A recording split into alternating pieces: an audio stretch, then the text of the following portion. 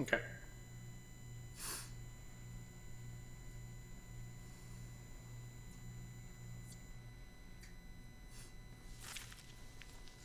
Testing 1 2 3. Testing 1 2 3. Test test test.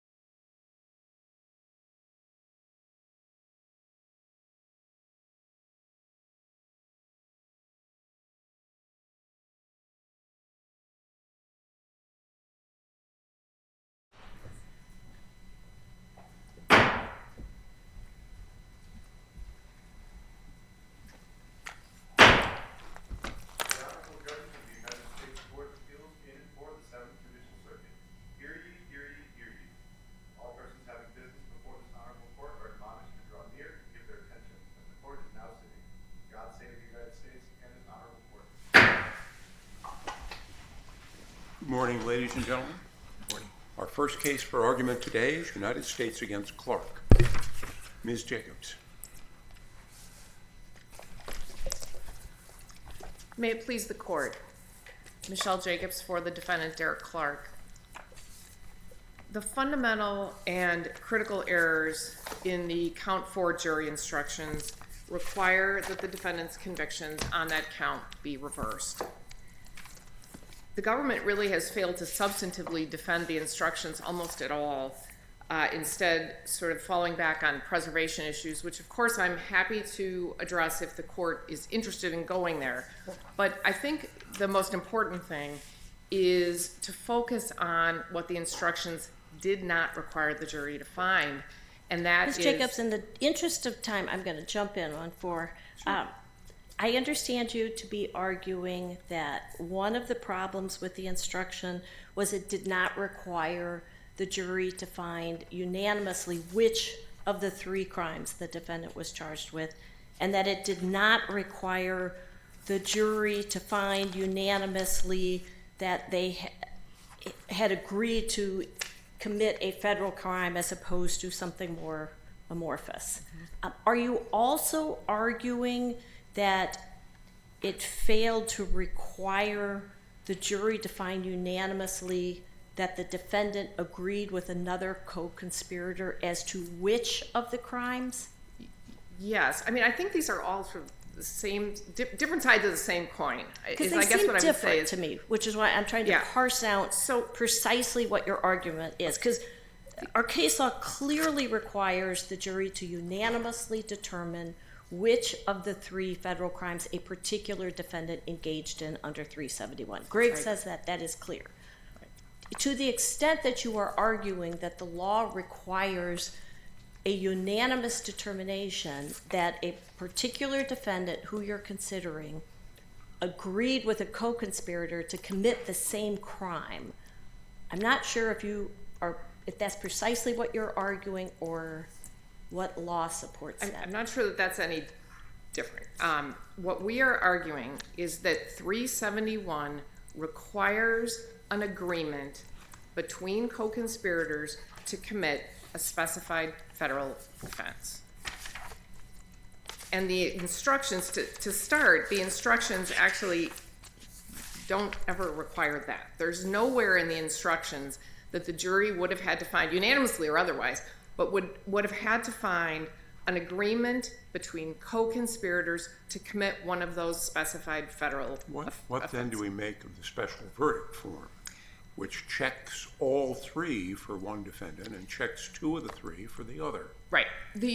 What you should make of the special verdict, we need to look at the jury instructions to find out what the jury was told to do with that special verdict. And the instructions say, and I quote, and it's 2 lines, the members of the jury did not need to agree to commit the same federal offense, but for each charged defendant, so we're out of the agreement now we're talking about individual defendants, you must unanimously agree that the defendant intended to commit at least one. You'll indicate on the verdict form which of the crimes you find that defendant to have intended. So the argument's daylight between the substantive count and the conspiracy count, that there was a possibility of, put Mesner to the side because there's a problem with that count 7. Mm-hmm. But you're indicating the way the instructions can be read would allow for a finding on the special verdict of a 1001 violation without necessarily the conspiracy conclusion? Yes, absolutely, because the instructions would allow for example, an agreement to commit this amorphous non-criminal object, which is actually what the instructions say, that there was a conspiracy related to concealing violations and unsafe conditions. So suppose that the jury found that Derek Clark agreed to conceal violations and unsafe conditions as the agreement for the conspiracy. Then the special verdict instructions, the instructions on the special verdict say, if you, for each charged defendant, so for Derek Clark, you must unanimously agree that he intended to commit at least one of the offenses. So if he intended to commit 1,001, but the agreement that the jury found was to conceal violations and unsafe conditions, then you have a fundamental defect in count 4. You don't have an agreement on the specified criminal offenses. Is it your position then that all of the co-conspirators would have to agree to commit 1,001 under that example you just gave? Or would it be he just has to agree with one other co-conspirator to commit it? Yes, it's Which enough. one? It's enough under 371. My understanding, anyway, of the law of 371 is it's enough if the defendant that's under consideration agree with another co-conspirator to commit one of those specified federal offenses, and the jury unanimously agree which of those specified federal offenses the conspirators agreed to. If the instruction had been different, if it had, instead of using concealing violations in unsafe conditions, if it had included a federal crime there against the United States, would your argument be different? I think where the instruction had to be different is when it defines conspiracy. I mean, we know that in this court's jury instructions in 509, it defines conspiracy as an express or implied agreement between two or more persons to commit a crime.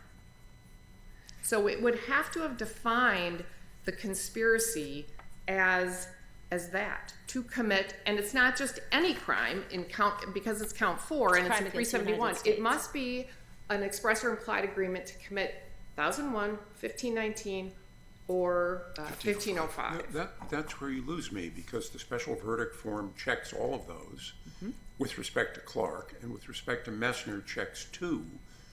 If it had checked 1 for Clark, but not the other 2, and a different one for Mesner, you could certainly see the argument that the jury hadn't found they agreed on an objective.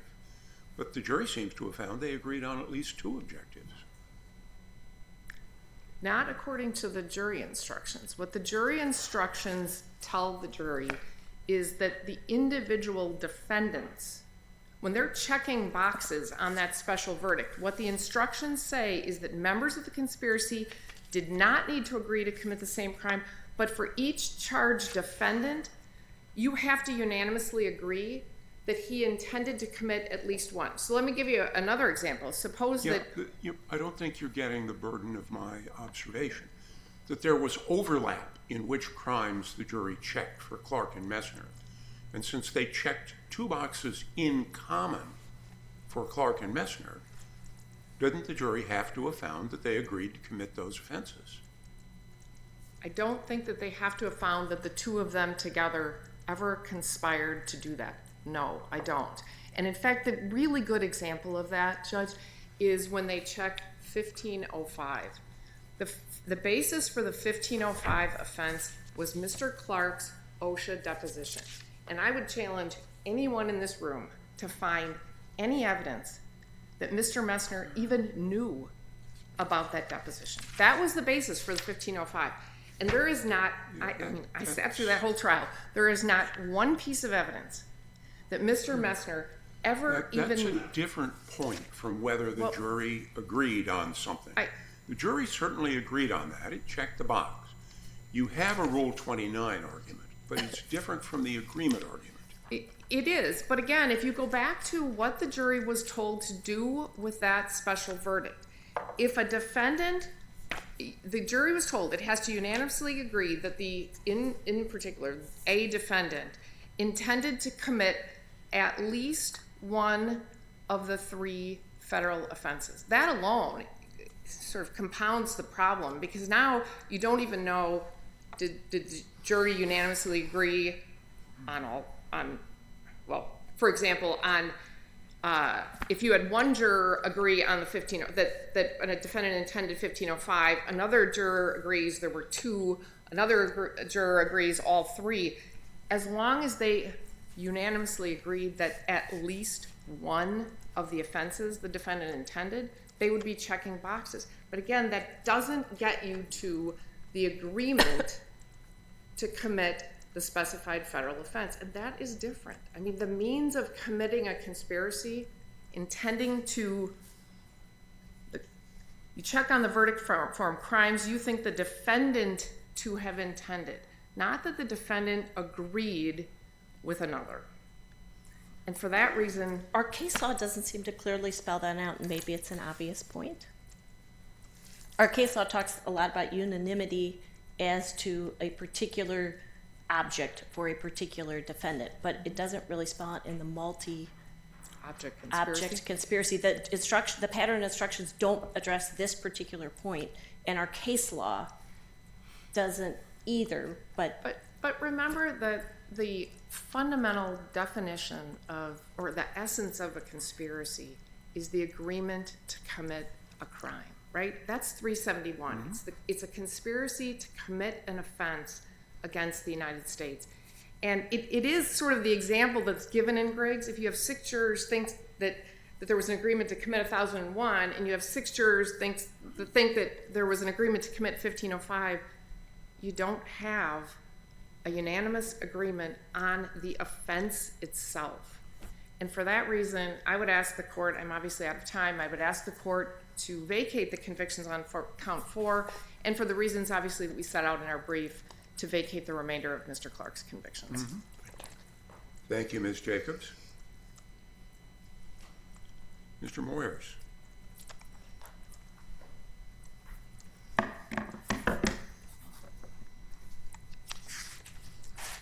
Good morning, and may it please the court. Sean Mesner's in prison for 2 conspiracy convictions, and he shouldn't be. He shouldn't be there because neither conviction is valid. I'm going to start with the count 1 charge. Here, Mr. Mesner should never have even gone to trial on that. It should have been dismissed. And it should have been dismissed because it doesn't plead a scheme to defraud. And why doesn't it show a scheme to defraud? Well, because Didion's deceiving its customers about sanitation practices. That's just economically valuable information. It's not a traditional property. you rely on Ciminelli here, Sure. but Ciminelli is really different. That was involved a right to control theory, and that was the only theory that was alleged, and the Supreme Court found that you couldn't proceed on that. That couldn't be the object of the fraud conspiracy. You're arguing something different here. It seems to be that you're arguing that because the customers didn't suffer an actual financial loss, that it can't be charged as a conspiracy.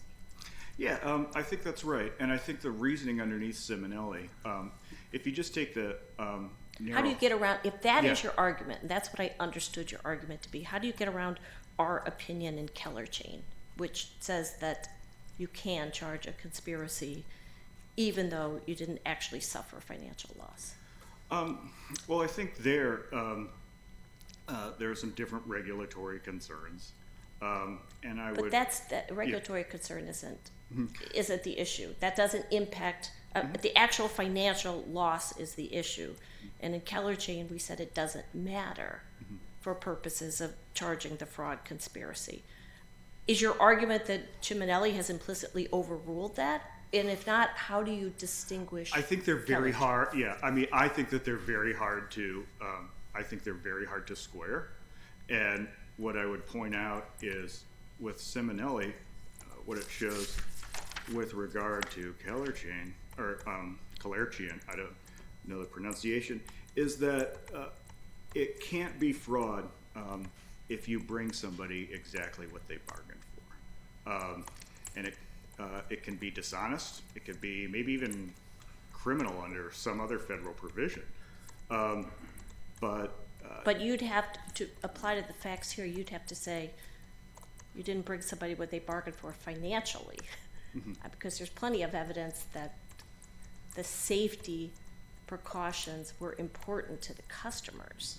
The non-financial aspects were important to them. They testified to that. And I guess I got 2 points on that. The first is that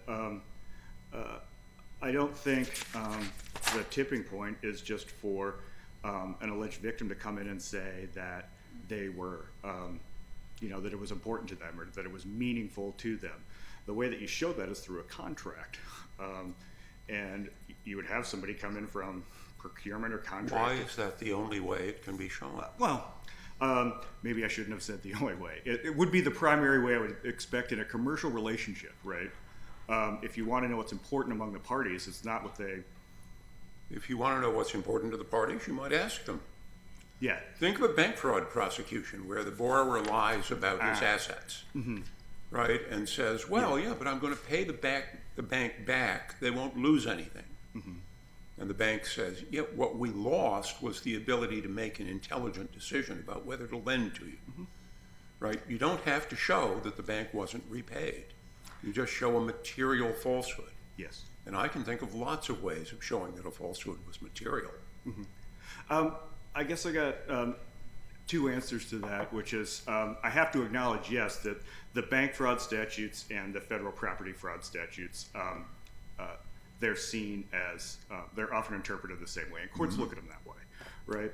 Second of all, I think when you want to get, if you're looking at materiality, sure, you can have a customer come in and talk about it, but we're talking here about, we have somebody from General Mills, somebody from Anheuser-Busch that come in, and of course they're safety inspectors, they're auditors, of course they're going to say their job's important or that it's material. That's a line of cross-examination. It's not a demonstration that the evidence is legally insufficient. And that, well, I think my understanding then of your point is for it to be properly alleged, they just have to say, my understanding is what you're saying is that it's, that it has to be material, and that they have to, and that the way that they have to show that is having somebody from the customer show come in and explain why. No, you're going back to the way they have to show that is. Yeah. There are lots of ways to show things. You Yes. seem to be saying our favored way of showing something is X, in your case a contract, and no other way is legally permissible. That's what I'm wondering how one could say that. Well, I know how you can say that. You are saying that. Yeah. But I wonder how that can be true. And I think what I would say, at least with regard to the pleading problem, it has to show, okay, if it's not financial, if there isn't a law. It's not a pleading problem. You don't plead evidence in an indictment or a civil complaint. All right, well then, yeah, I think I would have to concede, yes, there are different ways to plead it, or there are different ways to prove it, and it doesn't have to just be through a contract. You could have anybody come in, but here, I don't think it's certainly not sufficient if they're going to show, if they're trying to show what the relationship is between them and whether it mattered or not. There's much discussion about Simonelli, Chiminelli. Yeah. Supreme Court this week heard this case, Kousis, on the property element of wire fraud. Yeah. Is that closer or farther from your case, and why? I think what it shows is that our case is pretty much already resolved by Simonelli. And what I gathered from the Kousis oral argument that I heard, that I listened to Monday, is that what their Supreme Court is trying to figure out now is that they're beyond this. They're trying to figure out, well, what if, it's a fraud with, in this case, it was a diversity business program. If there's fraud around that, but the government gets exactly what it bargained for in terms of a painted bridge. And I think if that's what they're arguing about now, if that's sort of the frontier of where it is, here, our case would certainly, the conviction certainly couldn't stand because the conviction certainly couldn't stand because there's not even an issue here of whether the party got what it wanted. Well, here, wouldn't the concealed information, though, expose the customers to greater financial risk? I mean, I guess you could say that in it's a kind of attenuated way. You could also say that, they didn't want to know because it would, they just want the cheapest grain, and that's what matters to them. But we don't know because we don't really know, for instance, how much grain they bought, how much milled product, what did they pay for it? Why does that matter? Because that's how you would measure, at least whether this was a provision that was material, that they really cared about, that But that mattered. wasn't the theory of materiality. You're arguing restitution issues now. The theory of, that was not the government's theory of materiality at the trial. No, I think the government's point, as best as I can understand it, was, look, this mattered because it was the customer's money, and that's the property interest here that was harmed, and there was a deception that led to Didion's getting money, and even though the customers got exactly what they wanted. I have a question on Yes. count 4. Judge Easterbrook, if I could go over. Yeah, sure. I want to make sure I understand your argument on the count 4 conviction, the 1001A3 object. You have challenged that based on sufficiency of the evidence. Is that your argument, or are you challenging it based on the lack of an instruction on count 7, which is what the 1001 corresponds to? I think the best way to put it is that we don't disclaim the argument, and if you want to find that there's a sufficiency problem, that'd be delightful. No, But- yeah. I'm trying to figure out what you're arguing, because you phrased it as a sufficiency. Yes. But reading it, it does not look like a sufficiency argument to me. It looks like a jury instruction argument, that they weren't properly instructed on count 7. Well, yeah, that is the primary argument. I think where the court really goes off the rails here is the count 4 instruction.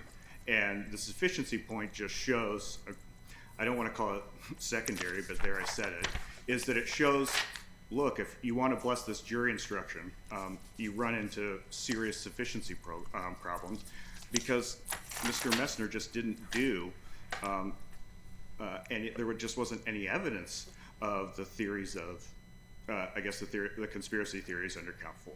And count 7 was dismissed. Yes. So, I think I have a minute left, but thank you. Thank you, Mr. Moyers.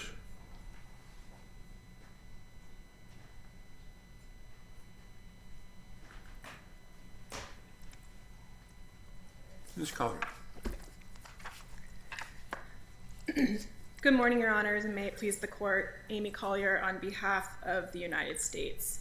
I'd like to start with Mesner's arguments, just because that's where we left off.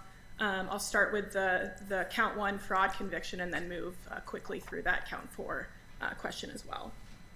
So pushing back a little bit on what Mesner has said in his argument here today, I would just like to emphasize, as we did in our brief, that the government introduced extensive evidence about how it was important, it was vital to Didion's customers that they were buying product that was produced in a facility that followed robust sanitation practices.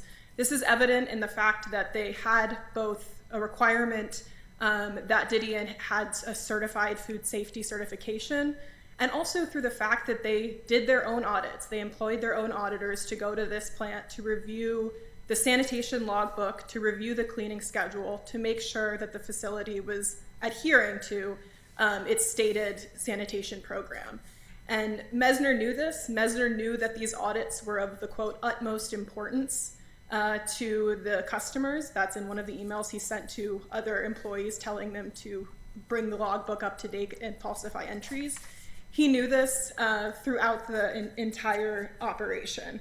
And so to say here today that, it's unclear whether this was important to the customers or not, I think we have very, very clear evidence from both the General Mills representative and the Anheuser-Busch representative that this was important. They believed they were buying product produced at a certified food safe facility, and that's not what they were getting. They were getting product that was produced at a facility that was fraudulently deceiving its customers through the falsification of the logbook. Just to put a finer point on the Kousissis case that Judge Brennan asked about, I think that that case raises serious questions, but ones that are quite different from the case we have here. The petitioners in that case present it solely as a fraudulent inducement theory. And as the jury instructions show here, this jury was instructed that a victim is not defrauded if it gets exactly what it bargains and pays for, even if there is some fraud that leads to the transaction. The fraud must go to the object of the deal itself. So that was what the jury was told, and I submit that the evidence strongly supports that here. I also listened to the Koussis' argument on Monday, and just to sort of emphasize how narrowly the petitioners in that case are presenting it. They were asked whether, if someone's contracting for a certified plumber and instead they're provided a handyman, but the job is done just as they requested, would that be fraud under your theory? And they agreed that that was different, that would be fraud under their theory, and that was different from the case that they were presenting to the court that day. So I don't think that really touches on the issue here, where we do have some clear evidence that this was the heart of the transaction between the Didion and its customers, and that this fraud was really consistent with all of the precedent we cite in our brief from this circuit and the Supreme Court on a quintessential fraud. To the point about Simonelli, I agree that it is a very narrow decision. In that case, the Supreme Court was addressing this right to control theory of fraud that really was only embraced by the Second Circuit at that point, and explaining that the object of the conspiracy must be money or property. It can't be this amorphous rights to information. But even if you just look at the opinion itself, you can tell that the Supreme Court recognized that that right to control theory was different from this traditional property interest, the theory of fraud. The government submitted that the court could affirm on this other theory, and while the court recognized that that was a different theory, it declined to do so. Justice Alito's concurrence in that case specifically says, we're not ruling on the ability of the government to retry these same defendants for the same scheme under a traditional theory of fraud. So I don't think that Simonelli forecloses any of the fraud that was pursued here.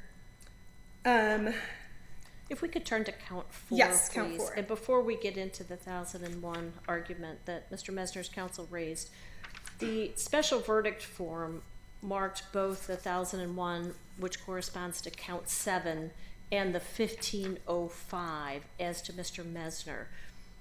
You didn't respond to the argument about a lack of evidence on the 1505. That's with respect to Mr. Clark's deposition. Do you agree the record does not support, beyond a reasonable doubt, a conviction for agreeing to participate in this obstruction of the agency under 1505 as to Mr. Mesner?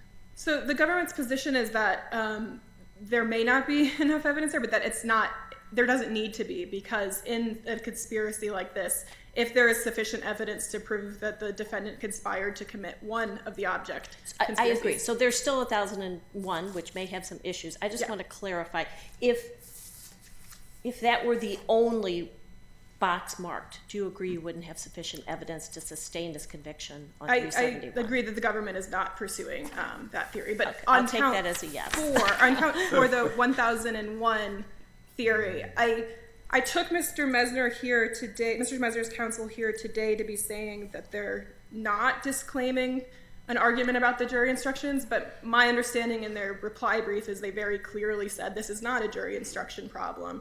This is a problem about the sufficiency of the evidence. I think that was a little bit of a moving target, which is why I asked. But Ms. Collier, the 1001 as to Mr. Mesner corresponds to count 7, correct? The instructions do not specify that it is. Yes, the underlying activity. The government alleged. dismissed count 7 as a substantive count right before it went to the jury. Correct. I didn't see anywhere where the jury was instructed specifically on count 7, given obviously that the substantive count was dismissed. How does that impact the finding on count 4, where they found him guilty of conspiring to engage in count 7? Certainly, Your Honor, and setting aside whether Mr. Mesner has preserved any challenge to the jury instructions, I would like to just emphasize that throughout trial, in the indictment itself, throughout the government's case, in closing, the focus of the 1001A3 object offense in count 4 conspiracy for Mr. Mesner went specifically to the OSHA documentation. That's in the indictment itself. OSHA was identified as a federal agency. The logbooks were identified as documents within its jurisdiction at trial. The instructions for count 4 don't specify that 1001 object of the conspiracy has to go to EPA or OSHA. It just specifies that that's one of the object conspiracies of the conspiracies. And then the instructions for count 6 provide sort of the elements of that crime in the EPA context, but still provide the jury with the elements of that underlying offense. So I don't think, in the standard for reviewing jury instructions is whether the jury was so misled that it would be confused about what the charges were, what its verdict should be based on. I don't think there's any risk here that the jury was confused, that the sanitation... You'd have to rely on the 1001 elements in count 6, even though that's a different crime charge. That's what your response is. Well, of course, for the conspiracy charge, the government doesn't need to prove that all of those elements were established. Correct, but and the instructions on the conspiracy specific, they have to agree that they agreed to engage, that this is one of the objects, and the instructions given to the jury tell them for these 3 crimes, the instructions are set out below in counts 5 through 9. But of course, there is no instruction as to count 7. Yes, Your Honor, but count 7 would have had the same elements that were presented in count 6. I would also, if I remember correctly, the instructions for count 4, don't just say that one of the objects, they don't just identify the statutes by number. They give sort of a brief explanation of what each of those offenses were. And so that's in the count 4 instruction itself. And so the fact that the elements are set forth in count 6, providing those same elements for that underlying offense, again, I don't think the jury was misled that that had to be an EPA document when all of the evidence presented at trial and the indictment itself specifically links that count to the OSHA documentation. And if there are no other questions on Mesner's arguments, I'll turn to Clark's. Can we stick with count 4, I will please? stick with count 4, yes. And the instruction there, what is the government's position as to whether or not the jury has to unanimously agree that a defendant agreed with a co-conspirator as to which of these 3 objects to commit? I think that the jury does have to unanimously agree that a defendant conspired with somebody else to commit these crimes. I think that... And do they have to agree conspired as to commit a particular crime? Yeah, and I do think that is spelled out in the instructions in the verdict form. The verdict form itself says, we the jury find this defendant guilty of the offenses charged in count 4. And having found them guilty, further find that the defendant conspired to commit the following offense or offenses. So again, the jury was told what the definition of conspiring, what the definition of conspiracy is, and told specifically to determine which of those offenses the jury conspired to commit. So again, I think the verdict form, and the jury instructions as a whole really don't amount to anything that would so mislead the jury that it would be confused about its task there. What about the aspect of the instruction that says the members of the conspiracy did not have to agree to commit the same federal offense?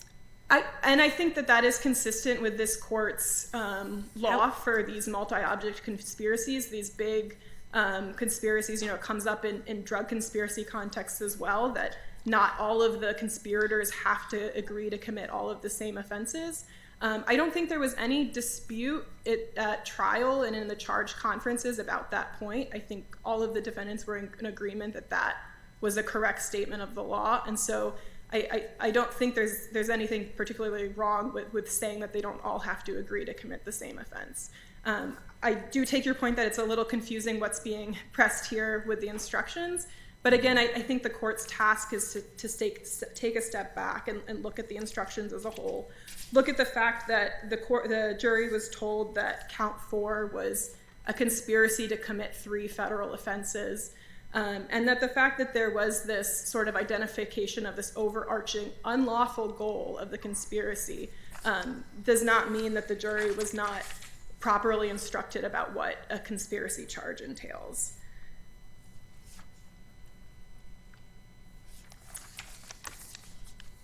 And if there are no other questions on count 4, with the other issues raised by Clark, we would rest on our briefs unless there are any further questions. All right, thank you very much, counsel. The case is taken under advisement. Mr. Moyers, we appreciate your willingness to accept the appointment in this case and your assistance to your client and to the court. The case is taken under advisement.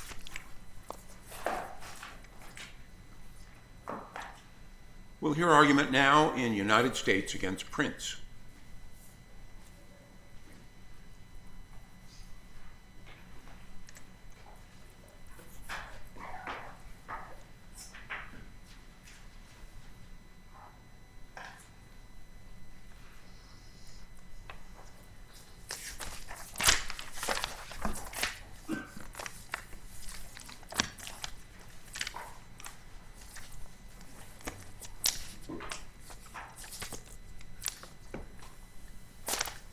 Ms. Bonamy.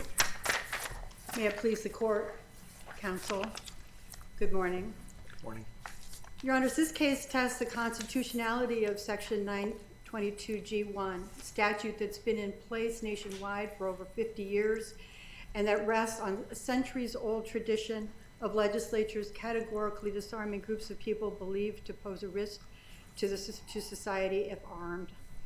In every one of its important Second Amendment decisions in the past 15 years, the Supreme Court has taken pains to emphasize that it was not casting doubt on the constitutionality of certain longstanding federal regulations, including specifically prohibitions on the possession of firearms by felons. Yet the district court in this case held Section 922G1 unconstitutional on its face. This judgment, which is contrary to this court's intervening precedent in Gay, as well as the decisions of every circuit court to address the issue, should be reversed. To begin, the decision in this case is governed by this court's decision in Gay, which upheld the constitutionality of 922G1. Ms. Bonamici, how are we to reconcile Gay and Atkinson? In Atkinson, the court specifically talked about the Bruin change to the law that changed the manner of assessing the constitutionality of these statutes. In Gay, the court applied Bruin and did so in a manner that was consistent with Bruin's edict. I think the fact that you were here ought to tell you that this court doesn't think that it has fully resolved this issue. Otherwise, we would have summarily reversed. So instead of talking about either Gay or Atkinson, I think you should address the merits. Okay. 922G is constitutional. Or G1 is constitutional facially and is applied to Mr. Prince under the Bruin analysis. Step 1 of the analysis requires the court to consider whether the regulated conduct, here possession of firearms by felons, is covered by the plain text of the Second Amendment. Felons are not among the people protected by the Second Amendment. We know that because the people is a term of art employed by selected parts of the Constitution to refer to a class of persons who are part of a national community.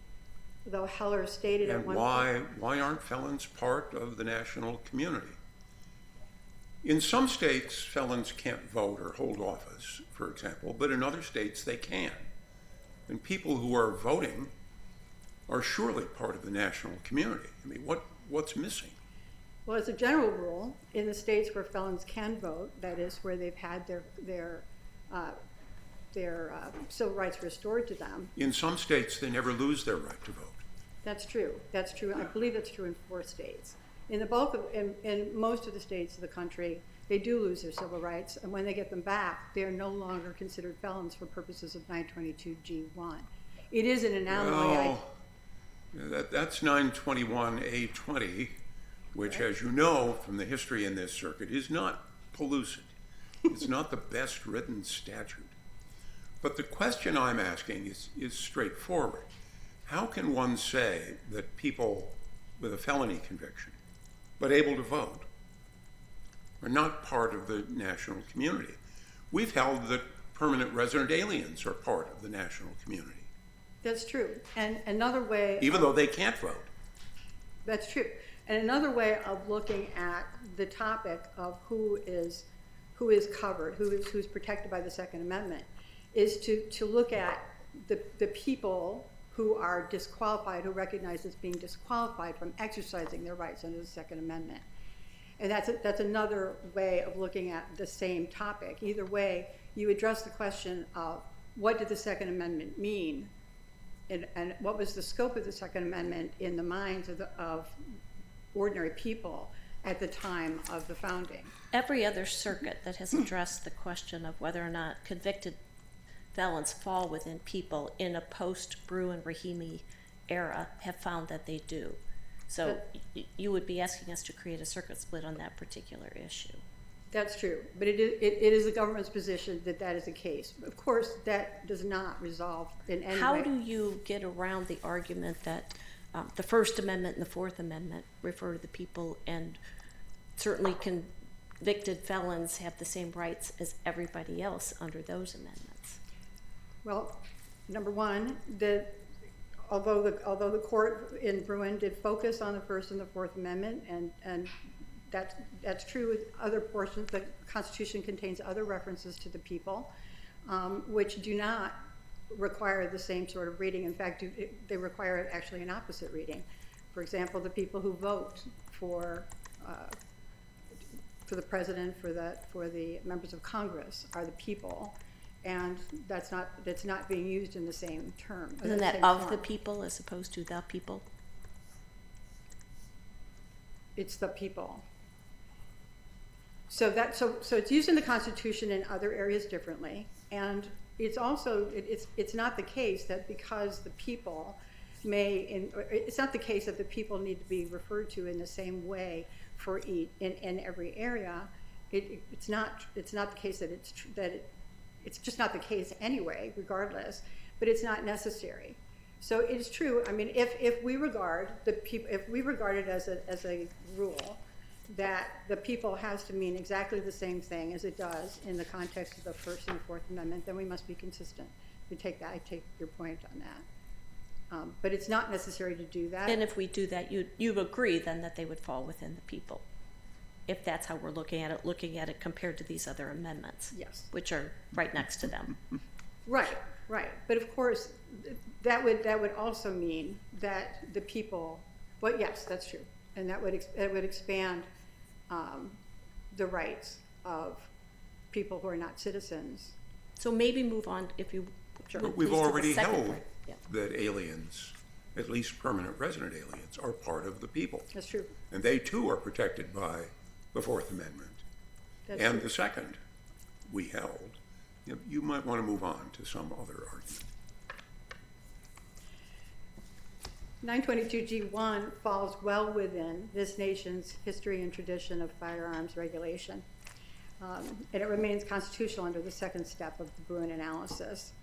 Two types of law, the government has presented two types of law that are pertinent to this tradition. First, laws that categorically disarm groups considered untrustworthy adherents of the law, and two, laws providing severe punishments to felons up to and including death. Ms. Bonamici, there's a lot of discussion of the how and the why, the burdens and justifications that exist for purposes of the similarity analysis we're doing.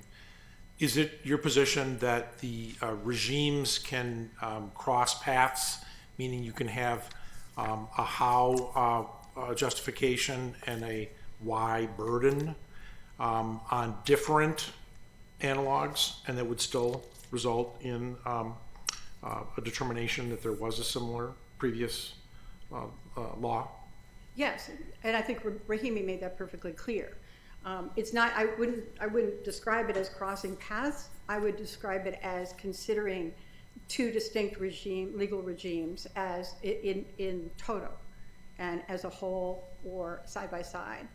And so I think Rahimi was very clear that it was not necessary to find any specific not only not any specific mirror image of a statute, but not even any specific or distinct set of laws, that it was perfectly acceptable to consider multiple distinct regimes at one time, and that plays here. I mean and I understand why you're asking that.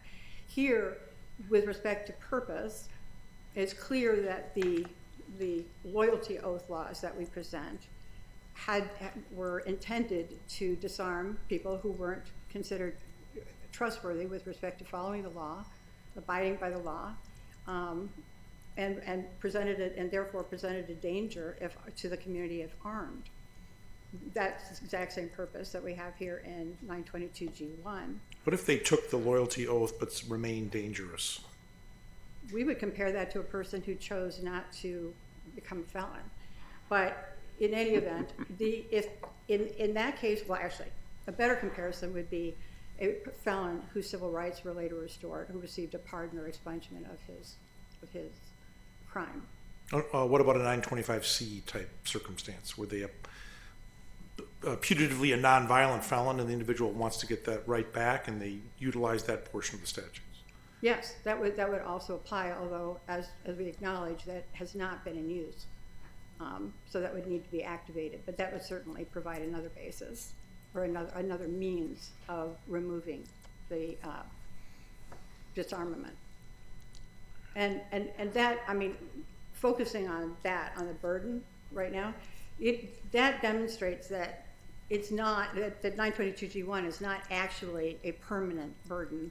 There are means of removing yourself or removing that burden from individuals.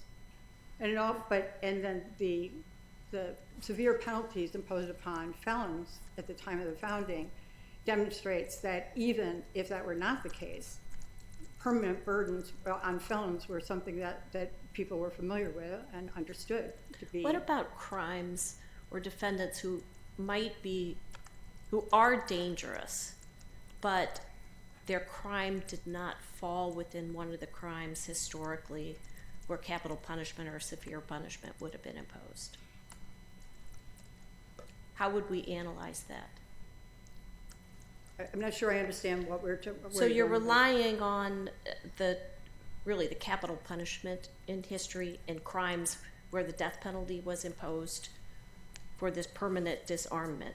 What if there are certain crimes that just didn't fall within, or historically can't find evidence, but might be considered dangerous? How would we analyze those? Well, in terms of connecting the dots between that. As to whether or not 922G1 would be constitutional as to those prior felony convictions that don't fall within the severe punishment, but where you have a dangerous defendant. I think the answer to that question is to be found in Rahimi. That level of specificity in the analysis, we would say is not consistent with Rahimi's teaching. That would be looking for a historical twin, and so it's not necessary to do that, or even appropriate. In reality, the statute that we have here applies to people who have committed serious crimes and demonstrated willingness to disregard the law and violate it. And Congress made the decision that that those people presented a risk to society. It's a reasonable decision. This is a reasonable decision. That decision is comparable to the decision that, looking back, in some cases was clearly odious and inappropriate, right? But the decision made to disarm individuals as a class, or disarm a class of people who were believed to be unworthy of trust and dangerous to the community. So it is the same thing, even if individual crimes don't match up exactly. Is there ever an instance where the court would have to do an individualized assessment to determine whether or not an as-applied challenge survives? Or do you think all of this is categorical? the government's position is that it is and it should be categorical, that as-applied challenges should not be, are not appropriate in this setting. Ever? So there could be no as-applied challenges for a Second Amendment restriction? I think when you're talking about a case or a restriction that is categorical, as this one is, and that has, as tied, is fully supported by history and tradition as to the full category, it would be inappropriate to look beyond the categories. Isn't that a hard argument to make, though? You're telling us that it doesn't have to be historical twin to the crime, but you're saying categorically then it does allow for no as-applied challenges. I think that's exactly I don't think that's hard. I think that's exactly the point, is that if it measures up, if it passes muster under the test presented by Bruin, then there's not a basis really for picking it apart and figuring out, and looking for exceptions. It either passes muster or it doesn't categorically. Now, if the court were to find that it did not pass muster categorically, and that the full category was not. The argument you're making is identical to the argument the Solicitor General made in her cert petition in Range. And of course, the Supreme Court vacated the Third Circuit's decision in Range in light of Rahimi. Do you know what's happened on remand in the Third Circuit? As far as I can tell, it's still in a holding pattern. I'm not sure. I did look at this last week, and I wasn't able to see any movement. It was vacated almost 6 months ago, and nothing has happened in the Third Circuit. Not that I see, and I didn't call to speak with anyone out there. So right, that's correct. But does that answer your question, Judge Brennan? Well, if the government's position is that there can be no as-applied challenges to Second Amendment restrictions, that's a very bold statement. I think that's overstating my point. My point is it was the Solicitor General's point. That's why she filed this her petition in Range. Well, for today, in this case. And I take it you're not trying to contradict the Solicitor General. I'm not. Good. But I don't feel that it's necessary to make that bold statement and accept that bold statement to find. Well, I would understand an argument that we don't have here somebody who was convicted of a tax offense 30 years ago. Correct. Right? Or in Range, somebody who was convicted of a food stamp crime and never served a day in prison. That's absolutely correct. Somebody who was violent. And that was the analysis that the court followed in Gay, and it is an appropriate way to resolve this case as well. If we're trying to give guidance to the courts that are getting all sorts of challenges now, going forward, we certainly gave some in Atkinson. Should we just rest on that going forward? Or what kind of guidance are you asking for other cases that, like the examples Judge Easterbrook just gave? In this case, it would be appropriate for the court to find that 922G1 is constitutional on its face and constitutional as applied to the defendant here. And stop there? The only opening for further discussion, it seems to me, is if the court were to consider an opening for an as-applied analysis. And I don't think that that's supported by the history and tradition that does support the constitutionality of 922G1. And I also think that it is completely unworkable as a practical matter, and for 100 reasons. Some judges would push back and say, if the metric is dangerousness, district judges do the dangerousness call all the time. Bail, sentencing, supervised release.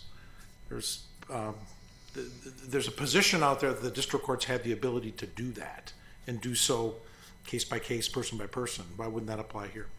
Because, in an as-applied context. In an as-applied context. One question is, what would the court be advised to base that on? Should it be based on the prior felony that the defendant has on his record? Should it be based on the defendant's entire criminal history? Should it be based on all of the facts that a judge would consider in sentencing the defendant? What about cases where the issue comes up in the context of it, like this one, with a pretrial dismissal? What facts would govern the court's decision in that context? When there haven't been, there's a plea of not guilty and there's not a finding of facts with respect to the crime, before the court. Inherent in a lot of criminal litigation, the lack of discovery. Before you close, this case was the first of many cases. There, I think 60 or so backed up. Do you have any idea, Ms. Riggs-Bonamici, on how many cases remain pending as a result of this case? Yes, I think it's 39. 39, okay. That involved 922G1. Thank you. I thought we have deferred briefing in more than 60. Was that for other provisions of 922? That might include those, but I don't think that there are that many. Perhaps that has to do with the other districts. I'm only speaking for the Northern District of Illinois. For the Northern District. I'm talking, and Judge Brennan was talking about the Seventh Circuit. I'm sorry. We do have 6 other districts. That's very true, and I have not gathered the evidence with respect to the other districts. One more question. Is there anything in our recent opinion in Beavis that has any impact in this case? I'm not sure about that. Thank you, Your Honors. Thank you. We would ask that this court reverse the court's judgment and remand. Thank you, counsel. Mr. Korfman.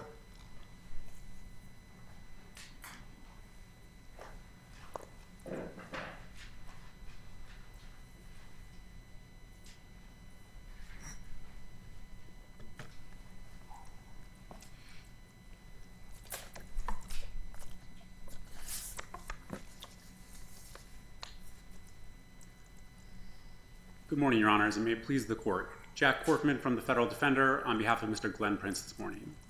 Section 922G1 is an unprecedented in our nation's history, broad prohibition of a possession of a weapon permanently into the future for any individual. Mr. Korfman, before we get going too far, do I understand you as making only a facial challenge? That's correct, Your Honor. You're not arguing that it's invalid as applied to Mr. Prince? Not before this court, no. Okay, thank you. And at that point, I then have to say, how can you reconcile a facial challenge with the repeated statement of the Supreme Court that statutes disarming convicted felons are presumptively constitutional? Surely that means they're constitutional on their face.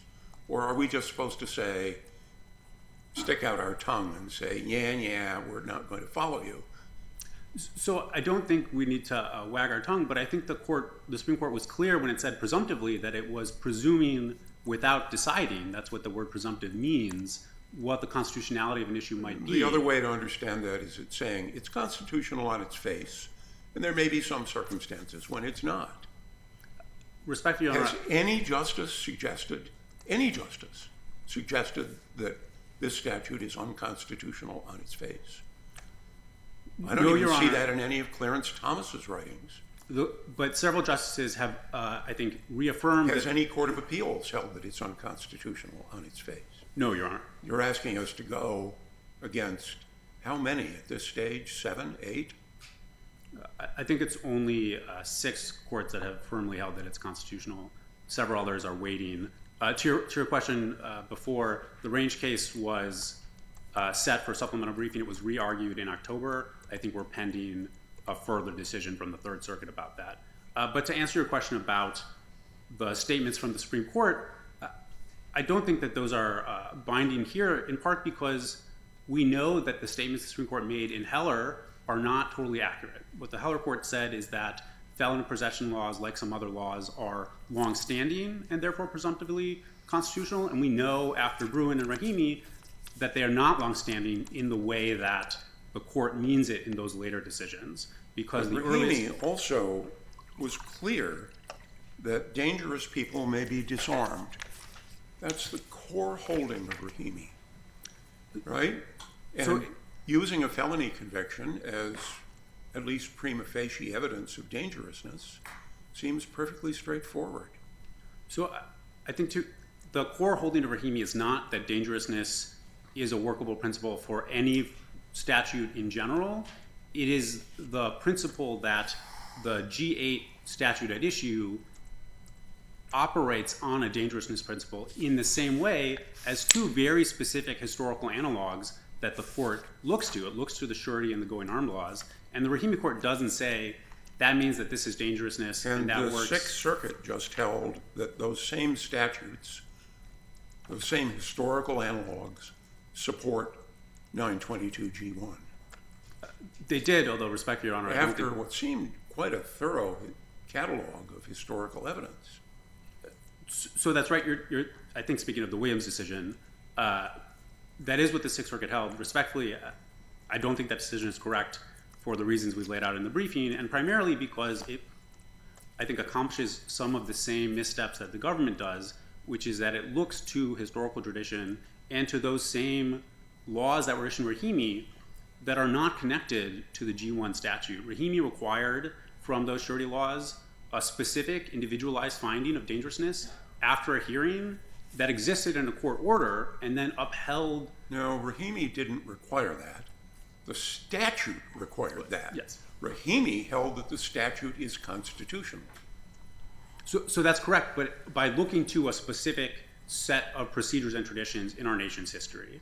And those traditions, the statute in G1 doesn't require that. It doesn't require any information at all. It requires a felony conviction.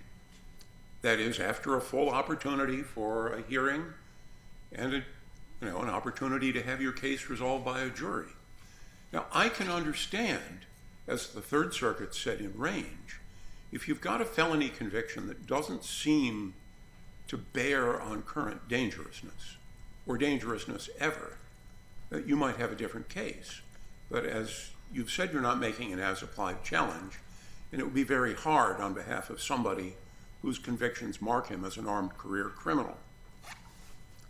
So first, the ACCA charge hasn't been proven. We were ready to go to trial on that issue. But I don't think, again, that that's the right inquiry here. This is a facial challenge under the Bruin standard, not under a means-end scrutiny standard.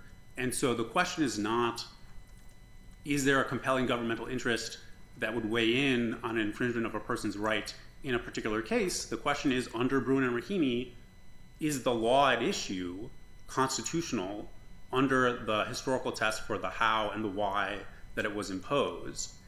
And that's not the same analysis in the Bruin context as it might be in another circumstance.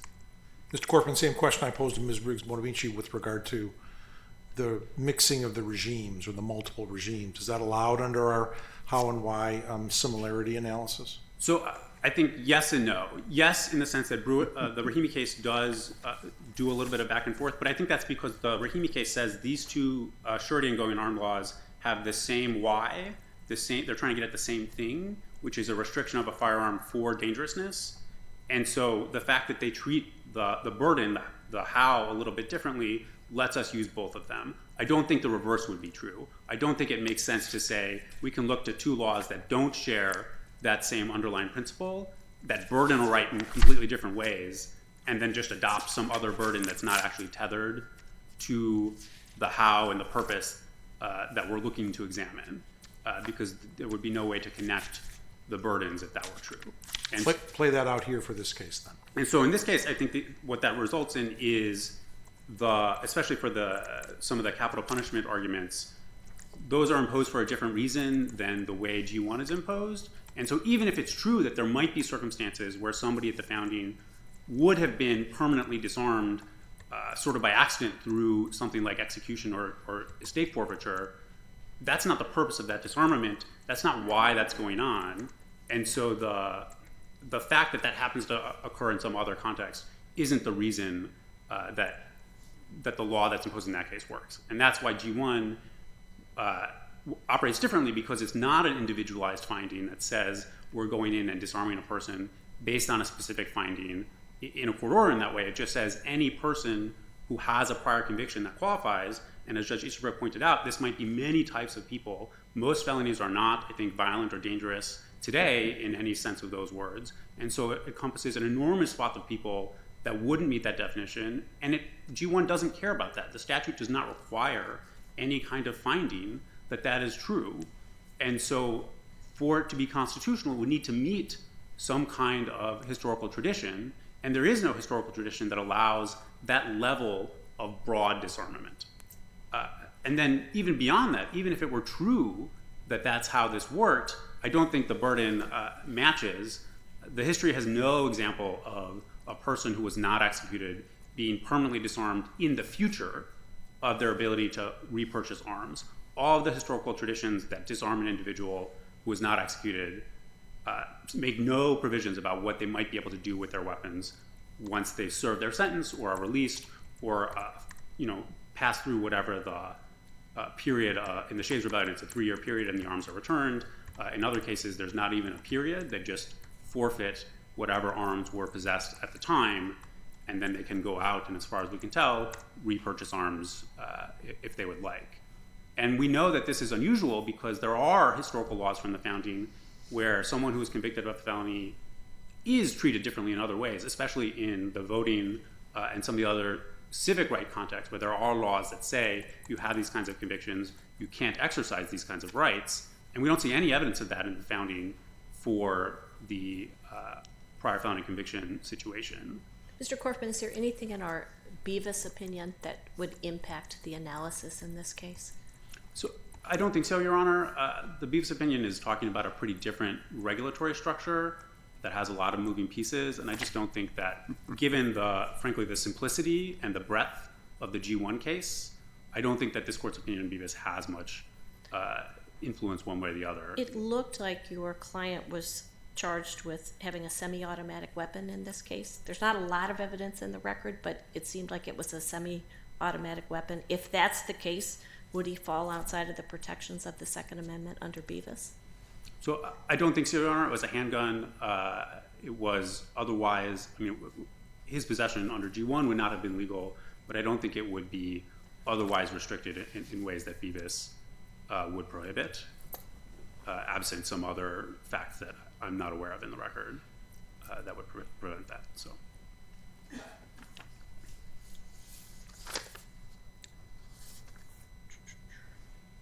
I guess I do want to talk a little bit about the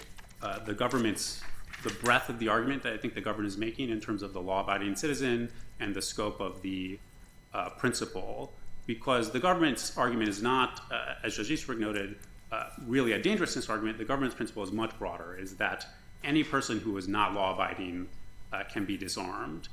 And that principle, I think, isn't workable. Some of the courts, the Range Court, the Duarte Court, Well, and the it Ninth certainly Circuit, is workable.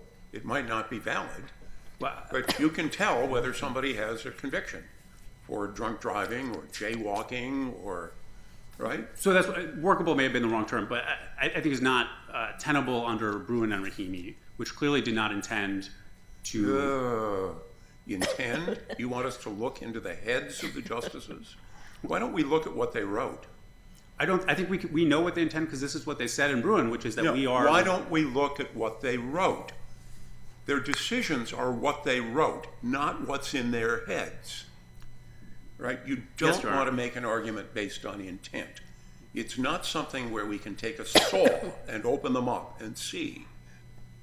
That's correct, Your Honor. And what Bruin says is that it rejects a means-end scrutiny test, which has resulted in a lesser standard of protection for the Second Amendment, specifically in part because it is granting too much deference to state legislatures to infringe the Second Amendment. And if the government is right. So what do you say about the Supreme Court's opinion in Sampson against California? So Sampson is a Fourth Amendment case that I think doesn't have a lot of application here. My understanding of the way Sampson is a Fourth Amendment case, of course, but what the justices held was that after you've been convicted of a felony, your Fourth Amendment rights are seriously diminished, if not gone, for a specified period. Now, the specified period is less than the lifetime. But why isn't that equally true of the Second Amendment?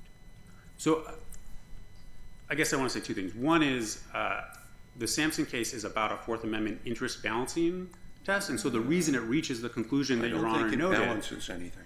Just look at the holding of Sampson. Talk about the holding.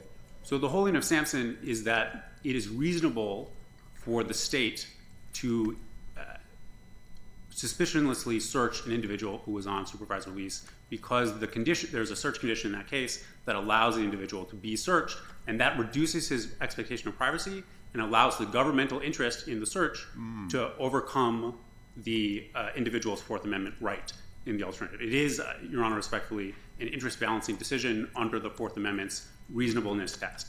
And importantly,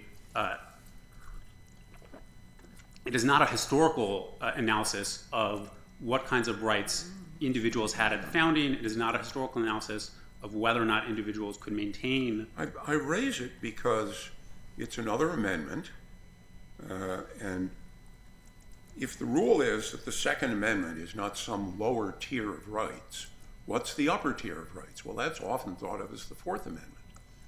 But a felony conviction has big effects on people's rights under the Fourth Amendment. Why, in your view, does it have no effect on their rights under the Second Amendment? So I want to be clear, Your Honor, I don't think that it has no effect. I think the question is whether or not... If 922G1 is invalid on its face, it has no effect.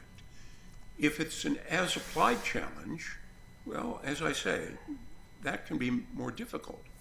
But to say that 922G1 is invalid on its face is to say that the felony conviction, as a constitutional matter, cannot have any effect on your ability to bear arms. So I don't think that's true, Your Honor. I think what it says is G1, in the way that it is written, is unconstitutional, but a different statute that is written differently, that is targeted at a different kind of conduct, could very well be constitutional. So a statute that said you are on supervised release, that may or may not be constitutional. This court would have to do the historical analysis. I don't get this. Something is invalid on its face only if there is no conceivable valid application. So the question is, can somebody who has committed a murder with a firearm and then commits another murder with a firearm be punished for having a firearm after the first murder? If the answer is yes, the statute is valid on its face. If the answer is no, and you're arguing that the answer is no, I don't see any room for your hypothetical other statute.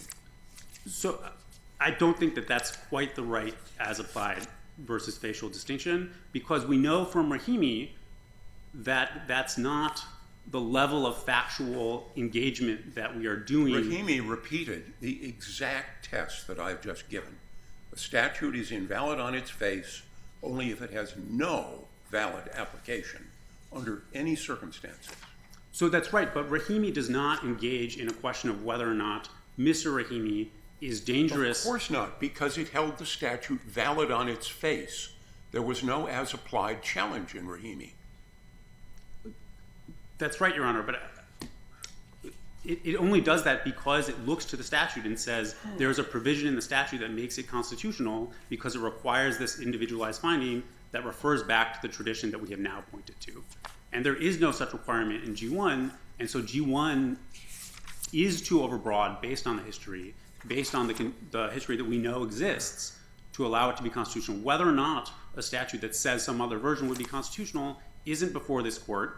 It wasn't before the court in Rahimi, and the court would have to work that out under the historical principles of Bruin and Rahimi in that case. But if 922G were applied to the hypothetical that Judge Easterbrook just posed, would it be constitutional?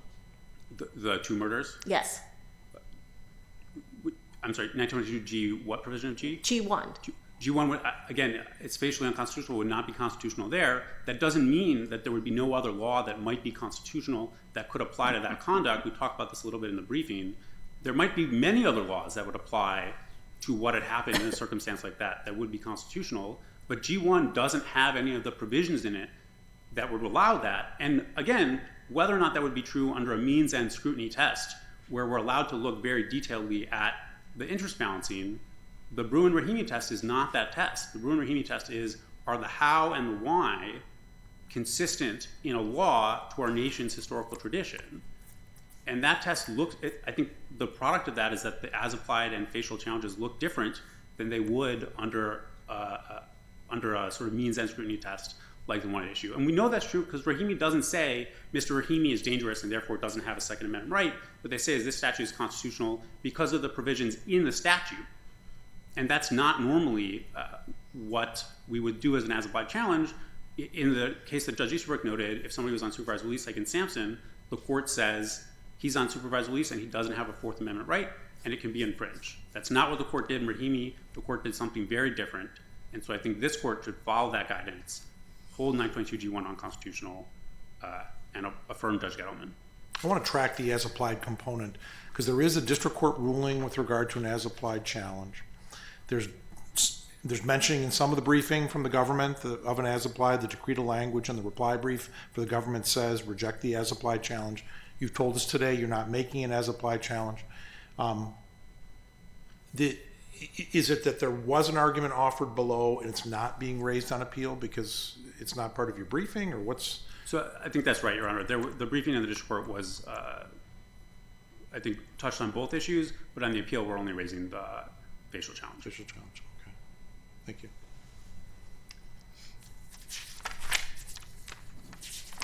And if there are no further questions, we would ask the court to affirm. Thank you. Thank you very much. The case is taken under advisement. Our third case for argument today is United States against Shahada.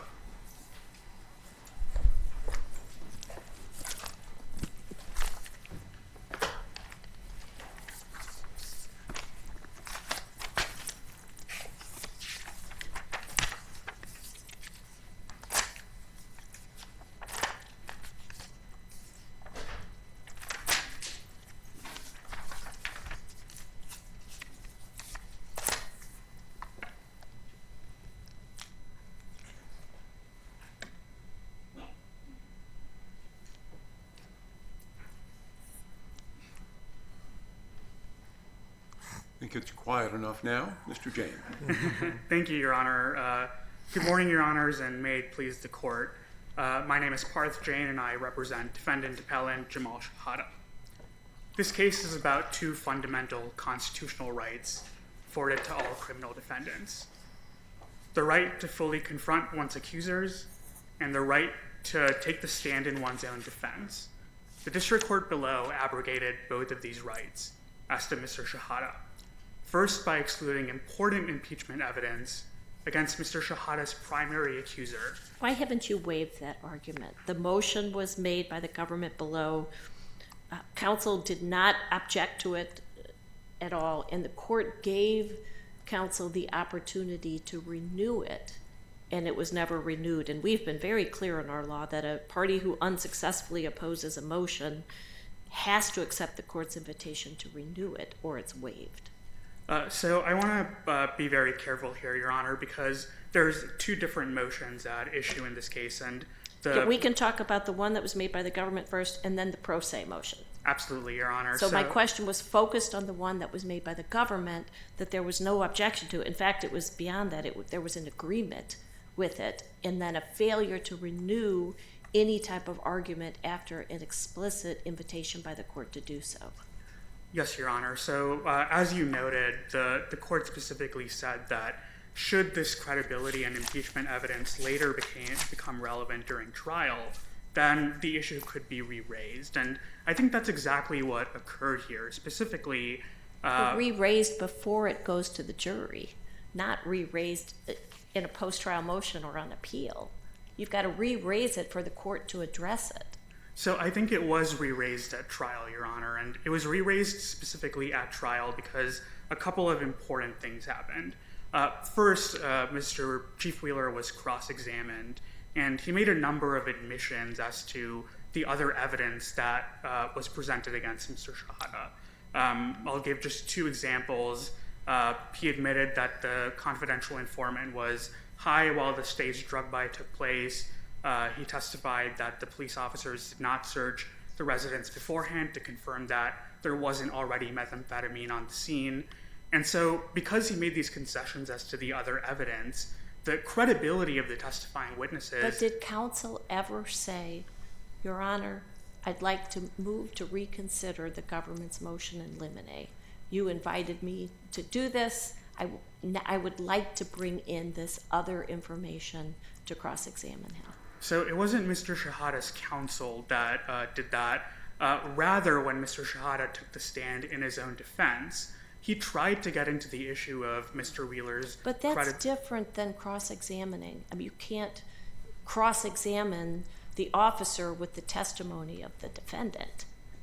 That's a completely separate issue. The question is, I didn't see anything in the record, and I read the testimony where counsel re-raised with the court. I would like to try to impeach him with this material that I previously said I didn't want to. I think you'd have to agree that was never done. I would absolutely agree that was never done, Your Honor. I think the relevant error here isn't just whether counsel was able to cross-examine Chief Wheeler on that specific point. It's whether or not Mr. Shahada was able to testify in his own defense as to his own experiences with Chief Wheeler, the evidence that he had specifically uncovered during his investigations of Chief Wheeler's misconduct. But we were never able to arrive at that point because as soon as Mr. Shahada mentioned dishonesty, the government objected and the court sustained the objection without further discussion. And I think the other thing that I would point out, Your Honor, is even if this court doesn't agree that that preserved this issue for appellate review, I think the most important piece of impeachment evidence in this case came from the affirmative motion that Mr. Shahada filed to try to introduce impeachment evidence against Chief Wheeler. But he was pro se at the time, and again, our law is clear that if you're represented by counsel, you don't have the right to file pro se motions, or the court doesn't have to address those motions unless counsel adopts them. In the court, the motion was filed, the court gave counsel the opportunity to adopt it if he wanted to, and he didn't. So I think that the procedure that the court employed is a little bit more muddy than that. Specifically, the court actually addressed Mr. Shahada's motion on the merits, and it specifically stated that it would construe Mr. Shahada's motion as a motion in limine, and then it actually tried to adjudicate the merits. And Mr. Shahada's counsel during that hearing never affirmatively waived that issue. What Mr. Shahada's counsel noted multiple times is that he had a very limited amount of time to review Mr. Shahada's pro se motion. It did not appear that he even had a chance to confer with Mr. Shahada as to the motion. And in that event, the district court could have taken the motion under advisement, read the relevant Maywood v. Wheeler opinion, and then issued an order, or it could have rescheduled the motion for argument. But instead, the district court tried to have it both ways. Counsel, does the record reflect how much information his counsel had about the residency requirement? It sounds like the counsel was incorrect as to the procedural history of that case. Yes, Your Honor. Trial counsel was incorrect as to the determination that was made in that case. And what trial counsel specifically said during that motion hearing was, I haven't had much of an opportunity to review this. The statements that I'm making might be incorrect. And if opposing counsel, specifically the government, notices anything, then please correct me if I'm wrong. And so Mr. Shahada's counsel never affirmatively stated that he's waiving this point or that he's not adopting the position. He was put on the spot to argue the merits of Mr. Shahada. But he said part of it did not go to Chief Wheeler's credibility. And that's what this was all about. That's saying it's not proper impeachment based on credibility. So again, I think I want to be careful, Your Honor, because there were multiple pieces of evidence in Mr. Shahada's motion. And again, I think trial counsel's statements were based on my very cursory review, and I have not had a full opportunity to review this. If I'm put on the spot, I would say my initial review reveals that there probably won't be credibility issues here. But again, that's not an affirmative waiver. Trial counsel did not say, I've reviewed the record carefully, I've reviewed the motion carefully, I've read the case, and I've determined that there's no credibility issues here. And then after addressing everything, the court said, if things change at trial and you wish to seek to introduce something to impeach Chief Wheeler, I certainly will consider it at that time. And counsel never re-raised this issue with respect to Chief Wheeler. So I think this is where the Seventh Circuit, this court's opinions in cases like United States v. Kennedy are instructive because, again, what the district court did here was employ a very tortured procedural approach. First, the district court said it would construe it as a motion in limine. and then it said, actually, now that I found on the merits, I'm going to strike it because it's just a pro se motion, and I don't even know if I'm allowed to procedurally adopt it. And that leaves trial counsel and Mr. Shahada with very little instruction as to what specific circumstances must arise in order for the motion to be reconsidered. It's not clear whether there must be some new piece of evidence that allows the motion to be reconsidered. And again, I think the fact that Mr. Shahada tried to bring up Chief Wheeler's credibility and dishonesty at trial, but was never able to proceed beyond that point, is again, in effect, another way that he tried to preserve this issue for appellate review, but this court was never able to get there. I'll reserve the rest of my time for rebuttal if that's okay with your honors and there are no more questions. Thank you. Certainly, counsel.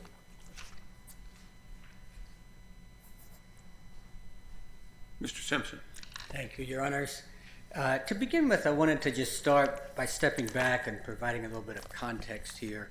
Mr. Shahada committed the offense involved in this case only 6 months into his supervised release for his prior federal conviction for manufacturing methamphetamine. So law enforcement certainly was not operating on a clean slate here. That also makes Mr. Shahada's assertion that he did not have a source for methamphetamine a little harder to believe. A few comments on the waiver claim, and of course, we strongly believe that Mr. Shahada waived this evidentiary argument regarding the rebuttal evidence. Defense counsel said that the government's motion in limine was well-founded. The defense did not oppose it. At the point where Mr. Shahada said he thought that Chief Wheeler was a liar, again, of course, as the panel has observed already, counsel did not ask to reopen the whole issue. There was, and of course, that testimony was objected to by the government, presumably because there was no evidence in the record at that point suggesting that questioning Chief Wheeler's honesty. And the most damning issue here, we believe, in relation to the pro se motion, is that counsel never asked for more time. Defense counsel has said that defense counsel apparently at trial or before trial felt pressured for time. He never asked for more time. True, he did mischaracterize that Maywood decision, the decision regarding the Maywood residency requirement, but he never asked for more time. Apparently, he never looked at the decision again. He never followed up with the court and said, I was incorrect on what that decision said, and he never asked for more time to consider the issue, and he did not. He actually did not adopt that pro se motion as his own. Even assuming Mr. Shahada did not waive that claim, it is without merit. The district court was well within its discretion in excluding the proffered evidence about Mr. Wheeler, about Chief Wheeler's character for truthfulness. Most importantly, all of that evidence related to incidents that happened many years earlier. The controlled buy in this case occurred in March 2021. The trial was in October 2022. And looking back at the evidence that we're talking about, the proposed rebuttal evidence, the police discipline involving Chief Wheeler was from 2002 to 2009 compared to 2021. The misdemeanor DUI offense was from 2007. The investigation into Mr. Wheeler's compliance with the residency requirement covered 2006 to 2009. So what we're talking about here are things that occurred from 12 to 19 years before the offense. That's really grasping at straws for potentially impeaching information. And most of this information obviously had nothing to do with Chief Wheeler's truthfulness or non-truthfulness. There's also some, in relation to that Maywood decision, the defense here has some additional problems in relation to waiver or procedural default, whatever you want to call it. Mr. Shahada's pro se motion only cited the Maywood decision along with another decision and said, just baldly said, they reflected untruthfulness, they reflected upon Chief Wheeler's truthfulness, and didn't otherwise describe it. And of course, as we discussed, defense counsel inaccurately described the outcome of that Maywood decision, and counsel did not adopt the motion. So the defense didn't, aside from all the waiver issues that we've already talked about, the fact that it was a pro se motion, didn't adopt the motion, the defense didn't even properly bring that Maywood decision to the court's attention, and it was, of course, the defense's burden to do that. Then you have the harmless error problem as well. There was overwhelming evidence here of Mr. Shahada's guilt. You have all the messages he sent to the informant about selling him methamphetamine. You have the fact that he admitted the offense in the interview with law enforcement afterwards. You have the fact that he admitted the offense to his mother in the jail in the recorded jail call. Aside from Chief Wheeler's issue, whatever issues he might have had, again, the only information we have on that was very old. Chief Wheeler's testimony was corroborated by several other government witnesses. And then you have the Rule 403 problem. And the Maywood decision, of course, kind of goes back and forth as to whether Chief Wheeler demonstrated any untruthfulness there. The different courts disagreed on that. And because of that, if the court had allowed the defense to bring in this alleged rebuttal evidence, there would have been a huge Rule 403 problem from the standpoint of basically having a mini trial on whether Chief Wheeler was honest or dishonest in relation to that Maywood issue. We haven't talked yet about the obstruction enhancement. Your Honors, I'll say just a few words on that.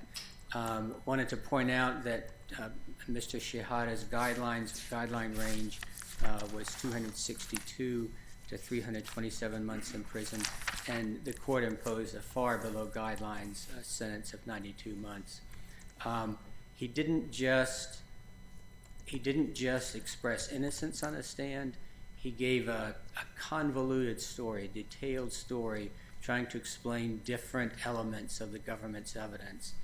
For example, his testimony that he initially planned to take the government funds from the informant and not give any drugs in return, that was apparently meant to explain all these messages where he had promised to sell methamphetamine to the informant. Then his testimony that he changed his plan once he saw the... Just as a matter of interest, have you ever seen that kind of defense succeed? The defense that I plan to commit a different crime. They should indict me for that instead.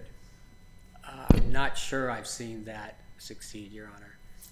It was the court reporter said that we actually do see that kind of defense on appeal now and again, but I've never seen it succeed.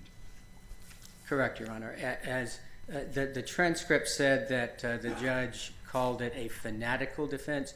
I really think the judge meant to say fantastical. That would have made a lot more sense, and it truly was fantastical. This judge had seen this defendant before. Taylorville is a small town. Any idea how large the police department is? Does the record say? No, Your Honor, I don't think it does say. I don't think it does say how many. Ultimately, Your Honors, the judge's findings supported that obstruction enhancement. And finally, there's also a harmless error issue here. Huge harmless error problem. Mr. Shahada's status as a career offender was really what drove the guidelines range here.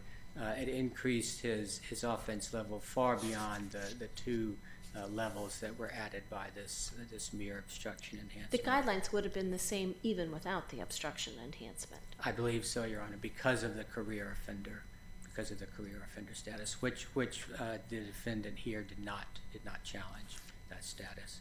So, Your Honors, unless there are further questions, we ask the court to affirm.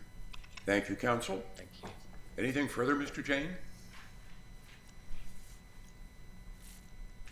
Your Honor, I'd like to briefly just address the weight of the Maywood v. Wheeler opinion, because the government has tried to downplay it a number of times, but I think that I want to impress upon the court that it was a pretty aggressive repudiation of Chief Wheeler's actions. The court was not wishy-washy on him making untruthful statements. It said he made multiple untruthful statements over a long period of time. So I do think it's important to note that it was a very strong repudiation of his actions, and I think that's why it's still very probative, notwithstanding the passage of time.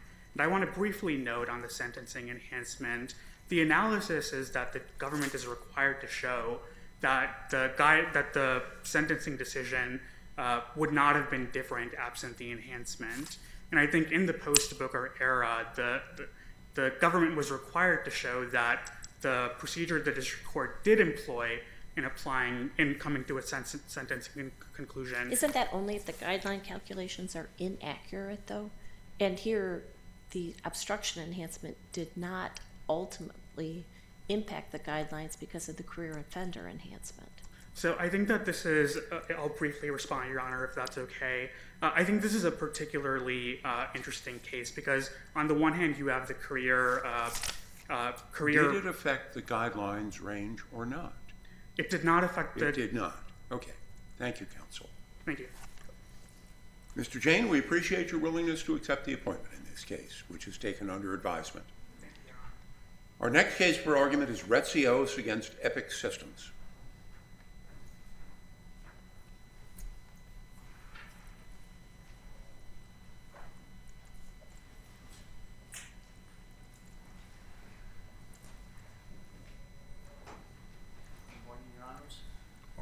Mr. Mamalkas.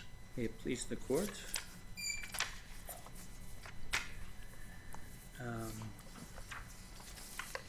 The D.C. court, the district court, erred in ruling that the dispute fell within the scope of the arbitration agreement. The defending COVID's vaccine mandate was outside the scope of the arbitration agreement. It is well established with the Federal Arbitration Act that arbitration agreements must be considered valid, irrevocable, and enforceable, except on legal or equitable grounds for the revocation of the contract. This court has held in Coatney versus Ancestry.com DNA that a court must compel arbitration when it finds the three elements. One is a written, valid arbitration agreement. The second one is a dispute within the scope of the arbitration agreement and a refusal to arbitrate. We maintain today that under the Arbitration Act, there are legal and equitable grounds for revocation of the contract. What about her claim brought it outside of employment, her employment? What about it, Your Honor? She's making this claim with regard to the vaccine.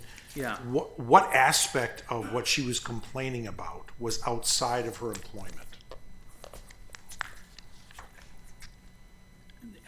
The aspect outside of her employment Because if it was all within the employment, then it was her right to make her own medical choices regarding her health. Right. But these challenges that she's making are going to her employment with Epic, and that employment is the subject of the arbitration agreement. So I'm trying to draw the Venn diagram as to what you say brought this outside of her employment agreement that would have the arbitration component. What brought it outside is it was not in the original employment agreement.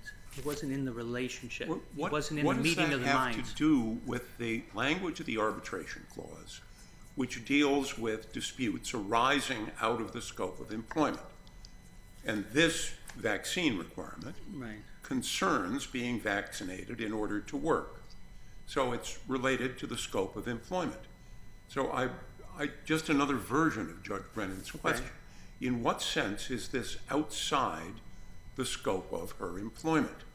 Well, the courts have been clear that you can challenge the validity. I'm not asking about the courts. We're challenging. I'm asking you to tell me in what way this is outside the scope of her employment. Since the employer is responding as employer to something Rios refused to do as employee. The petitioner has a right to challenge the validity of the contract, the validity of the agreement prior to even looking at the terms of the agreement, to see if there's a matter of contract law that negates it. Prior to the language of it. You realize that too, under the Supreme Court's cases, is for the arbitrator. The judge has to decide whether the parties agreed to arbitrate. Whether that agreement is valid is for the arbitrator. There are multiple Supreme Court cases on that point.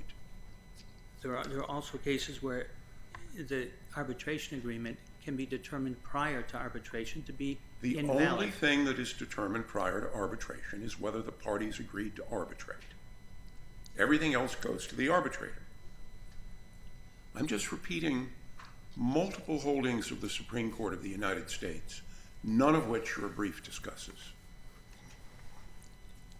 Then it violates the fundamental principle of a meeting of the minds and consent. You've never disputed that your client signed the employee stock award agreement that had the arbitration agreement attached to it. No, I don't. And I disagree with the district court that it actually damages our argument.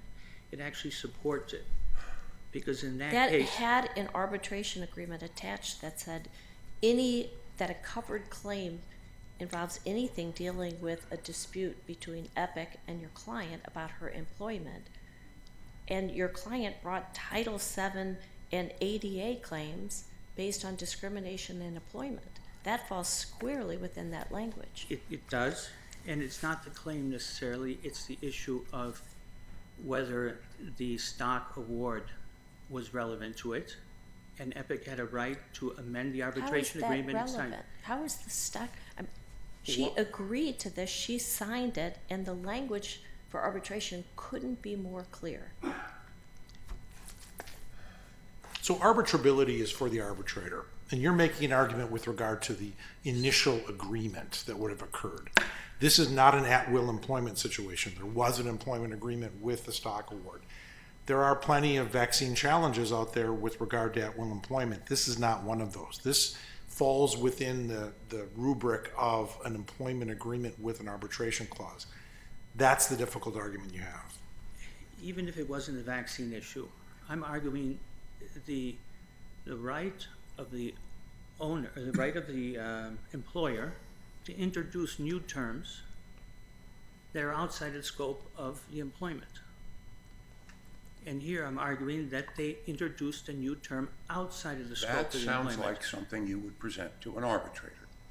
Just like you would say, the employer suddenly required my client to work 50 hours a week instead of 40, and then got fired as a result of refusing to work the extra 10 hours. It might persuade an arbitrator, it might not. But since you don't dispute that your client agreed to arbitrate, that's the end for the judiciary. But we didn't agree to arbitrate the whole world of everything issues that come related to employment disputes between your client and Epic, and this is one. I would argue that their condition that they added wasn't related to the employment dispute. Now, I've got a question that's potentially jurisdictional, though I suspect it isn't. What do you think is the effect of Smith against Spazzeri on this case? Actually, I am not familiar with it, Your Honor. It's a holding of the Supreme Court that when the district judge orders arbitration, it must stay the proceedings rather than dismiss them. And if this case had been stayed, as the Arbitration Act says it should have, and the Supreme Court says in Smith it should have, it would not be appealable, because pro-arbitration decisions can't be appealed. Only anti-arbitration decisions are appealable. So do we have appellate jurisdiction? I would say you have appellate jurisdiction based on other grounds, based on Epic, not based on that decision. Based on what other grounds? That the defendant practices in every jurisdiction, has contacts and subject matter jurisdiction everywhere. I don't understand how anything you're saying relates to appellate jurisdiction. Context goes to personal jurisdiction. The question is it personal jurisdiction related? Well, if that is correct, the reading of the Supreme Court decision, then there is a question of your jurisdiction. But I haven't had time to review that and look into it. Everybody is required to think about appellate jurisdiction before taking an appeal. Correct. Finally, you might want to use your remaining time to respond to the motion for sanctions. I would ask the court in the Federal Arbitration Act, if it's valid and revocable and enforceable, except on legal or equitable grounds, there are cases where that basis comes in prior and it's not the determination of the arbitrator. It doesn't withdraw from the court the authority to pull it out.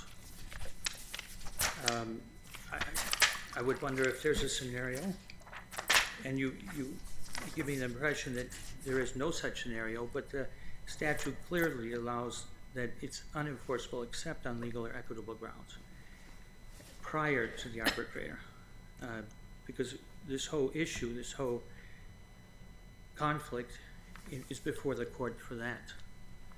Were there any steps here taken to retain an arbitrator or start a AAA process or anything like that? No. The defendant never initiated it.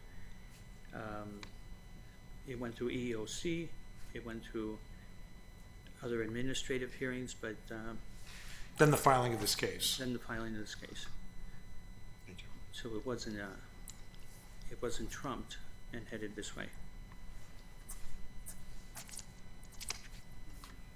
I will reserve the final time for any, unless you have following. Thank you, counsel.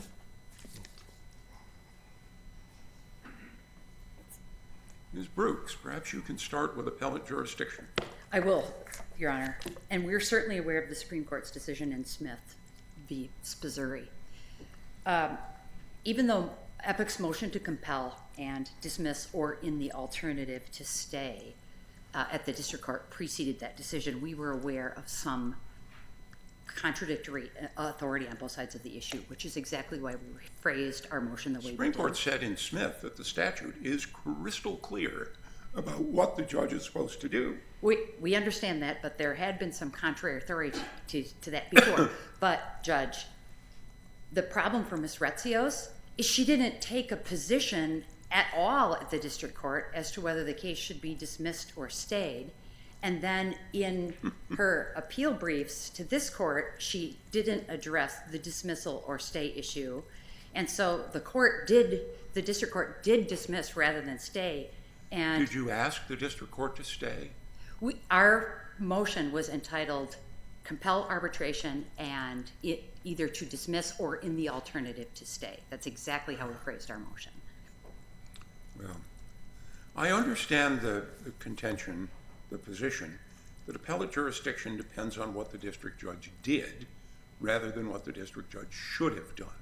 It's clear that what the district judge did was a mistake, but it did dismiss, and so, well, here we are. Yes, that's right. It did dismiss, and we would respectfully assert that Ms. Rios waived her argument to oppose that distinction between dismissal or stay because she never addressed it, either at the lower court or here.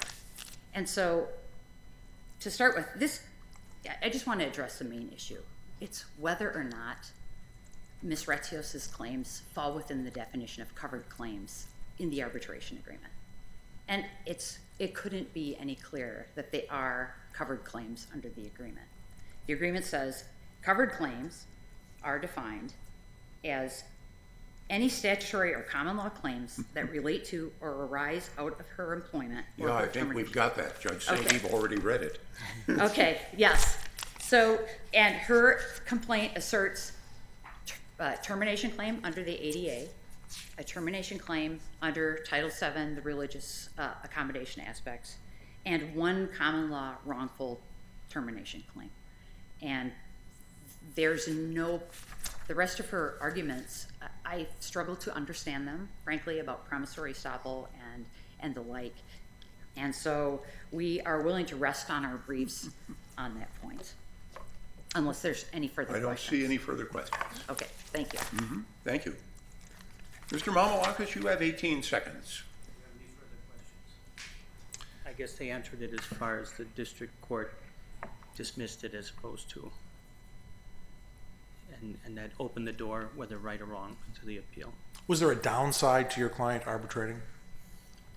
No, it was just a wish, maybe limited remedies, even though I understand that the remedies are supposed to match. So, They might have been more limited in the arbitration context, you think? yes, and it was also regional. So EPIC has a big impact in that area, a big reach. So it would have been to get a fair hearing, to get a more neutral body. So there were other issues. Thank you. Thank you. Thank you, counsel. The case is taken under advisement.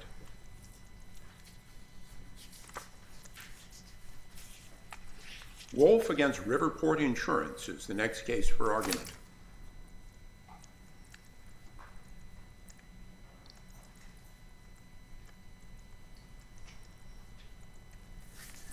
Mr. Dunn. Good morning. May it please the court, I'm Colin Dunn. I represent Susan Wolf. The first issue in the case is whether or not the motion for judgment on the pleadings should have been granted. In our second amended complaint, we allege that Riverport had discretion in how it adjusted her underinsured motorist benefits claim. In its answer, Riverport denied it had that discretion.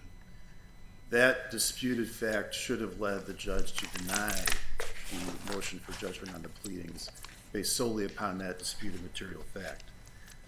But if you were to delve into the actual contract language, the discretionary language... The language you identified gave Riverport discretion to settle third-party claims against the insured, not claims by an insured, like we have here, against Riverport. So I think you have to look at the interplay between the endorsement and the business coverage auto form. So true, the business coverage auto form does say that they have the right to investigate or settle any claim or suit they consider appropriate in the context of a third-party claim. When you look at the endorsement says that with respect to coverage provided by this endorsement, the provisions of the coverage form apply unless modified by the endorsement. That's on page A13 of the appendix. So in the endorsement, when Riverport wants to modify the provisions of the coverage form, it expressly states so. If you look, for instance, on page A15 of the appendix, it talks about different provisions within the business coverage auto form that are modified, where they add language, they replace language, so the point is nothing in the endorsement modified that language in the business coverage auto form that provided the contractual discretion in how it investigates and settles claims. So that is why that contractual discretion applies with equal force to a first-party claim like Ms. Wolf's, not just to third-party claims.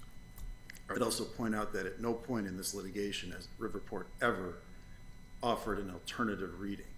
We presented this in our complaint, in every response. Why would it make sense for that provision to apply to suits by an insured against itself? So you'd give Riverport discretion to settle and investigate suits against itself? That makes no sense. They have the discretion in how they adjust the claim, whether it be a third-party claim against an insured or whether it be an insured against, it's not really against the insurer. In the context of a UIM claim, the insurance company actually steps into the shoes of the tortfeasor.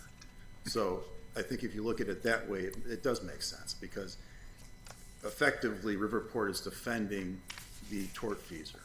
It has all the same rights, defenses that the tortfeasor would have in defending the claim against Ms. Wolf in this case. So it does make sense. I think the opposite is true, which it makes no sense that they would have discretion in how they adjust a third-party claim, but not how they would adjust a first-party claim. I think if we'd be stunned if a deposition of any adjuster, he or she would say, yeah, I have no discretion on how I decide what information I want to review and what my eventual evaluation of the claim would be. As far as the second issue, the magistrate judge's finding that the adjuster here was a member of the control group. I understand that clearly erroneous is a tough standard on appeal, but there is nothing in this record that supports a finding that Mr. Howell is a second-tier control group member. He testified his only communications are with his supervisor. There's nothing in the record about his supervisor. There's nothing in the record from any member of top management who says, yes, I rely upon Mr. Howell's opinions in reaching a decision. There is just no basis to say that he is a second-tier control group member. Even his own affidavit indicates only, this is on page A71 of the record of the appendix, that he advised the final decision makers about the optimal handling of the claim. But there's no identification of who those people are. Usually in this context, you get an affidavit from like a vice president of claims who is undisputably in the control group, who says, yeah, I rely upon my adjuster to tell me what we should do here. We don't have any of that evidence. And yes, the magistrate judge did review the documents, but her conclusion from those documents does not follow that he is a member of the control group. Simply because he talked to the attorneys doesn't make him a member of the control group, nor the fact that he has some decision-making power for its claim. The only decisions that matter are those made by top management.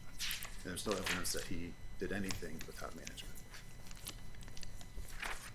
Unless there's further questions, I'll reserve time for rebuttal. Certainly, counsel.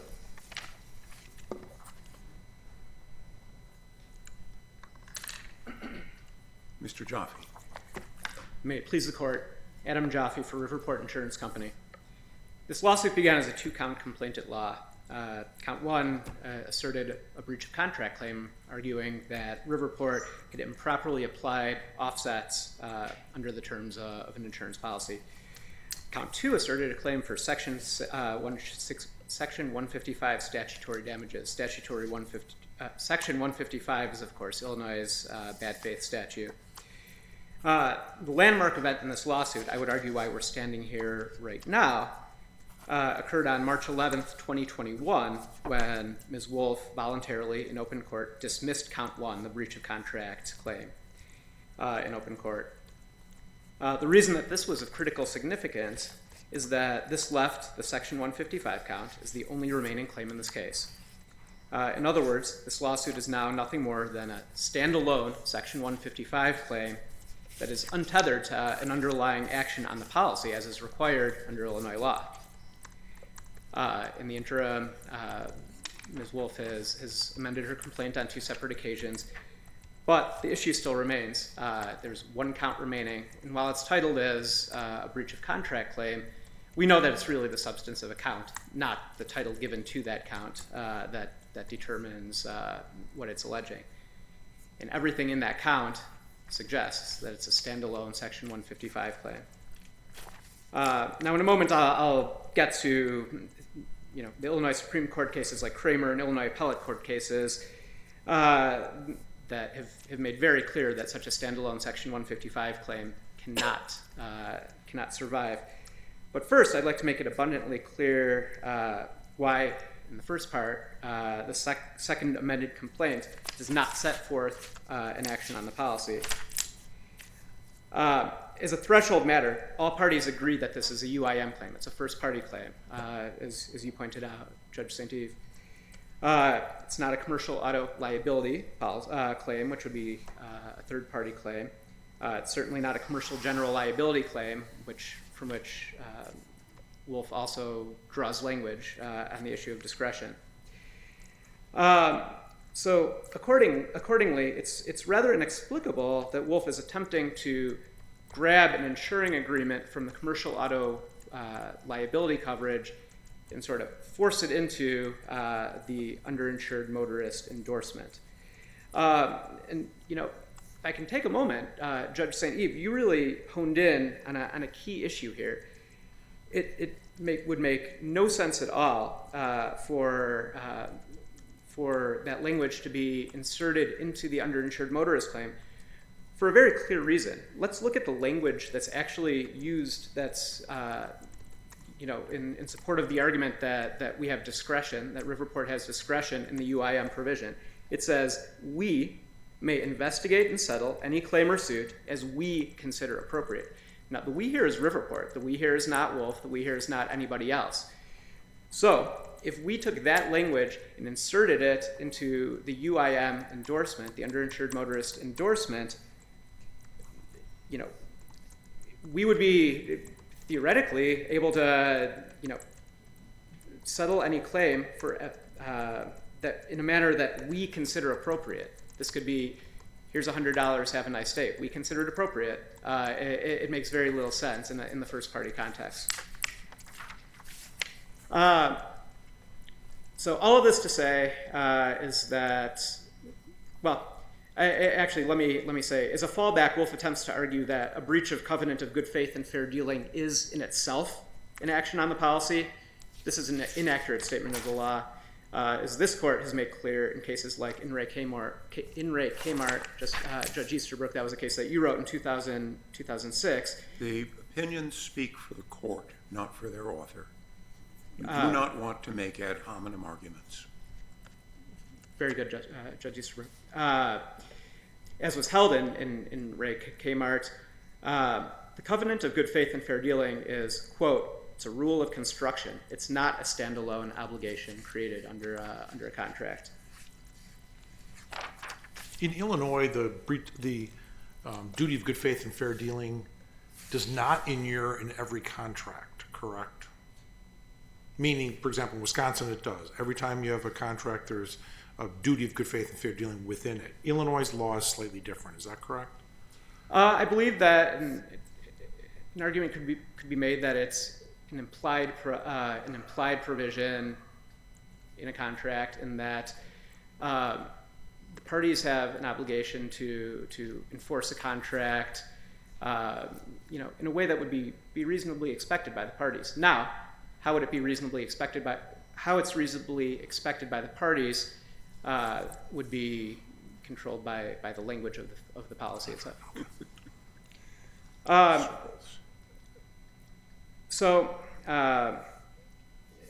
In the case of Kramer versus Insurance Exchange Authority, that's an Illinois Supreme Court case.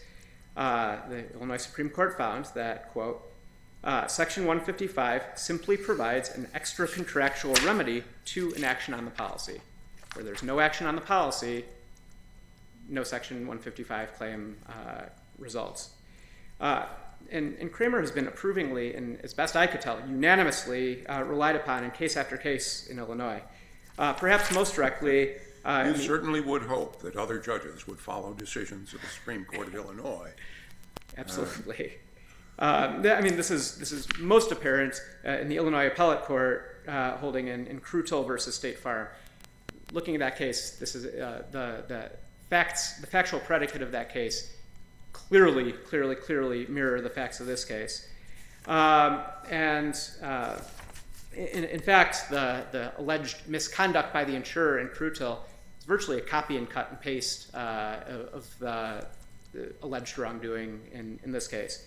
The Crutel case, the Illinois Appellate Court held, quote, since plaintiff's Section 155 claim was dependent on a successful breach of contract action, and she did not pursue that cause of action.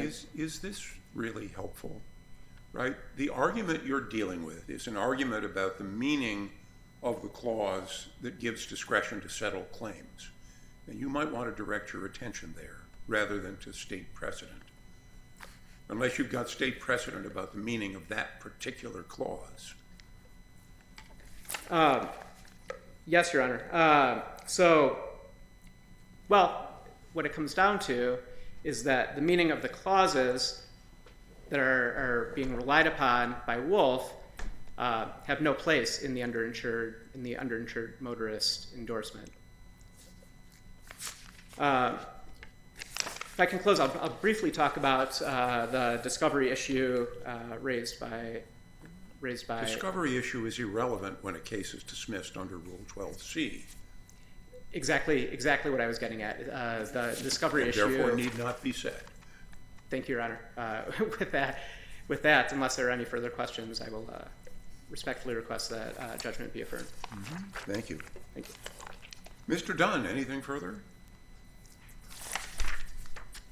Just a couple of points. Counsel just mentioned that a critical point in this case was when we voluntarily dismissed count 1.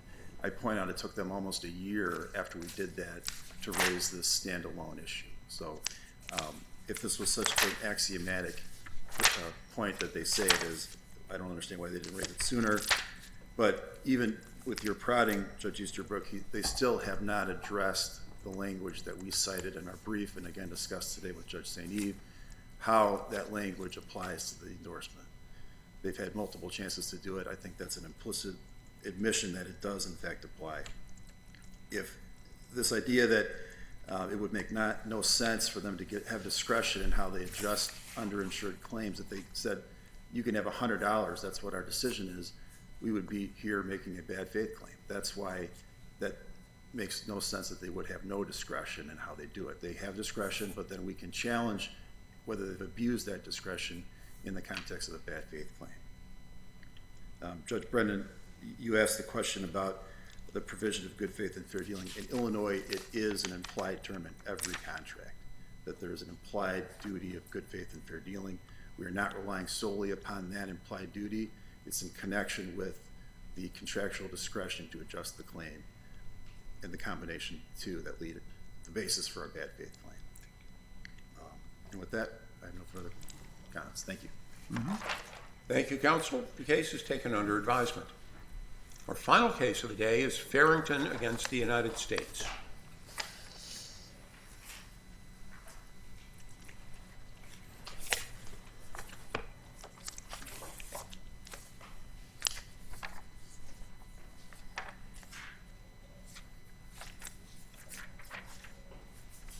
Ms. Eisenman. Thank you, Judge. May it please the court, Vanessa Eisenman on behalf of Cartavius Fairington. Mr. Fairington's case should be remanded for a simple resentencing because his former appellate counsel rendered ineffective assistance in failing to raise a Section 455A issue regarding Judge Bruce. Counsel's performance was deficient both before and after January 2019, which is the point in time at which the government emailed a copy of Atwood's brief and this court's decision in Fowler to Attorney Pollack and offered to reopen briefing in similar cases. If you want to look at this before January 2019, this was when Mr. Fairington's case was still in briefing. By that point, Attorney Pollack had received not only Judge Bruce's ex parte emails in Nixon, but also additional emails. There had been newspaper coverages. Judge Bruce had been removed from all cases in which the government was a party. In short, this was a big deal, and it was unreasonable for Attorney Pollack not to at least have researched, considered, evaluated this, and she admitted at the evidentiary hearing that she did not do that at any point before January 2019. If she would have researched it, she would have found this court's decision in Herrera-Valdez, in Smith, in Murphy, and in a recent decision in Fowler that clarified the standard of review, none of which would have dissuaded her from further researching the case. If you want to look at— Ms. Eisman, you were relying on Coleman for your argument that it was deficient performance not to even consider it before a certain time. But here, the case is different than Coleman because we know at some point she did consider it. Coleman, there was no evidence that the attorney had considered it at all. Are you asking us to extend Coleman to a situation where we know it was considered? No, I'm really, and I'm sorry if it wasn't clear, I'm really using Coleman just for that first part of the argument, right? So the district court and the magistrate judge kind of partitioned this case or partitioned the facts into what happened before January 2019 and what happened after that, right? So that's the point where she gets the Atwood brief, and that's the point where somebody's at least considering this, right? So what the magistrate judge found was that it wasn't deficient performance before January 2019, but it was deficient performance after that. Now, the district court disagreed and overruled that holding. But I just used those, that same partition that was used in the district court.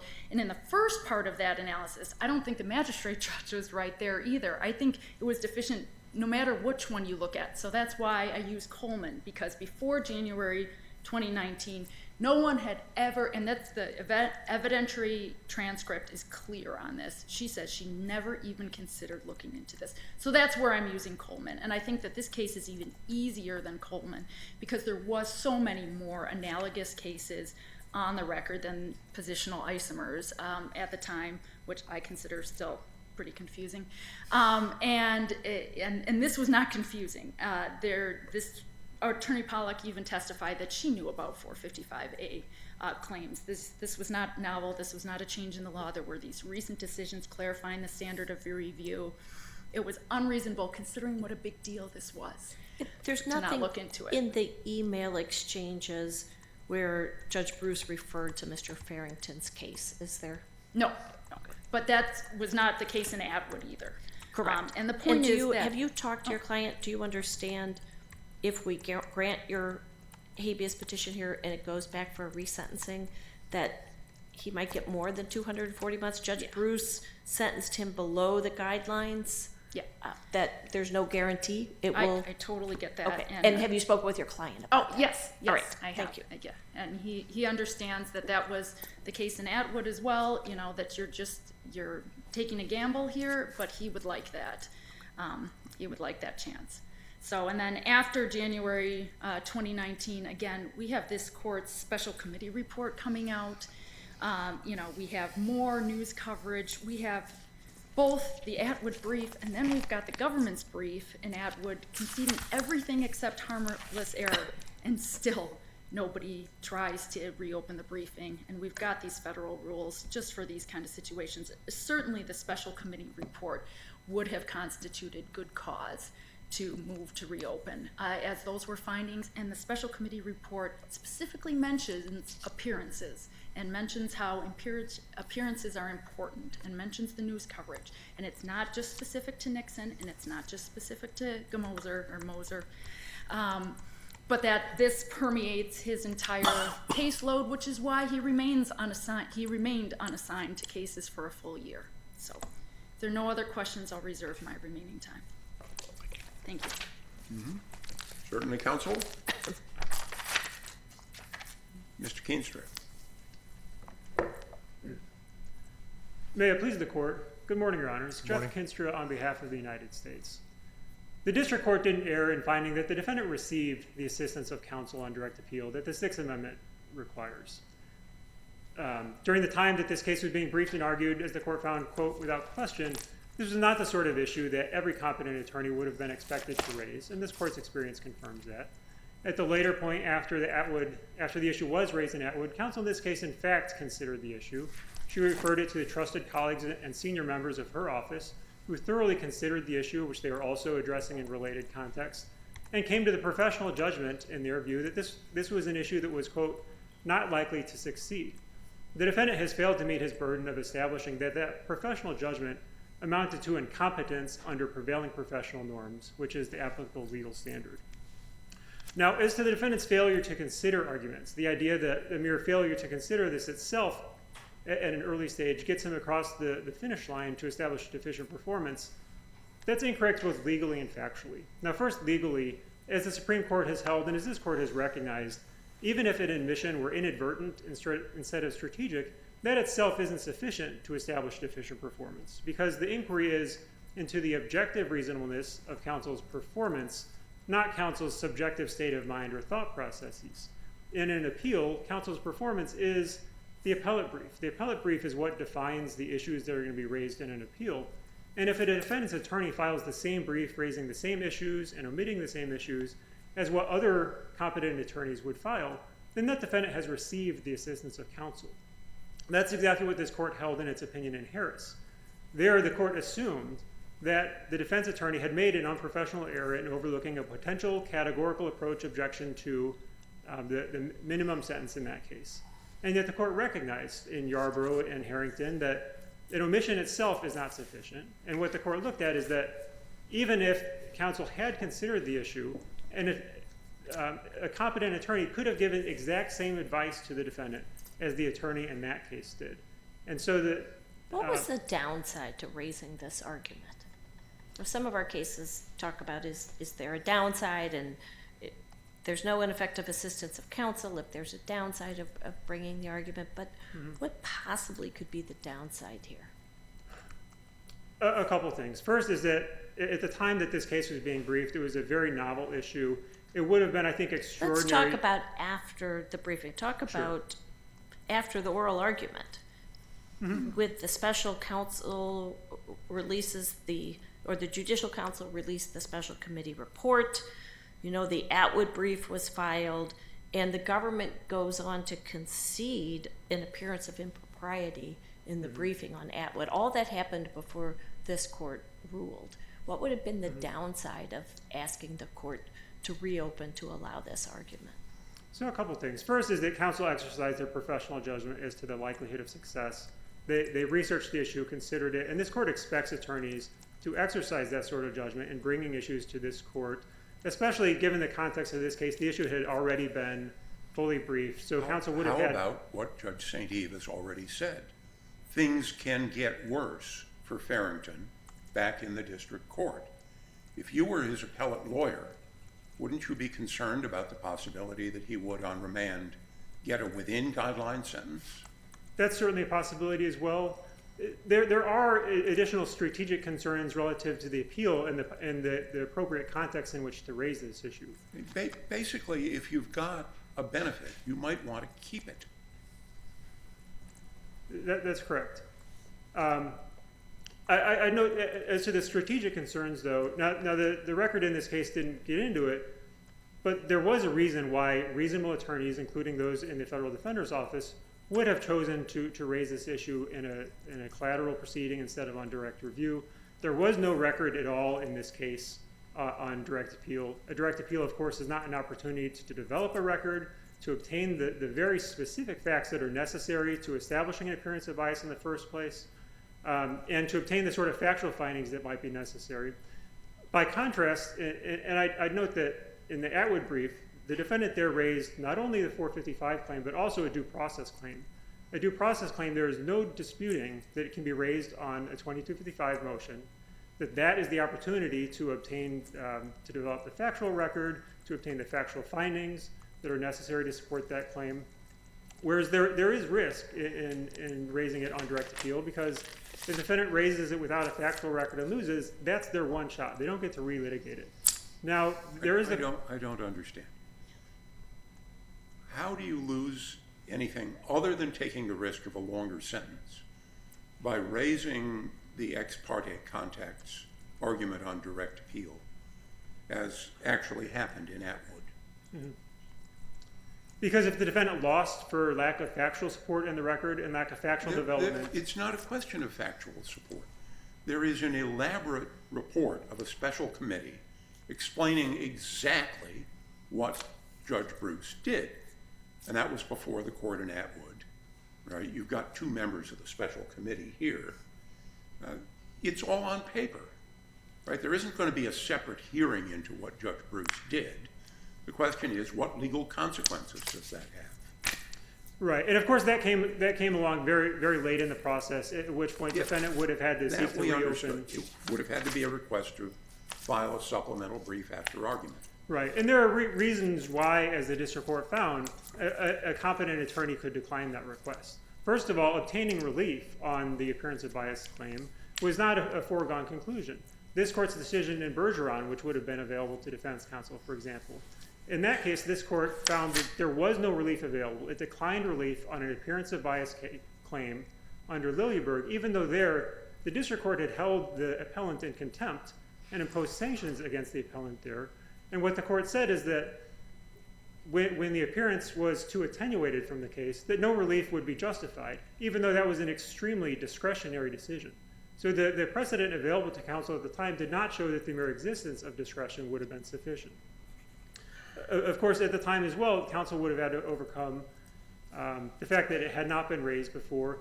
And of course, with this sort of appellate counsel claim, it's not just what other claims counsel could have raised in the appeal, but what she had already done.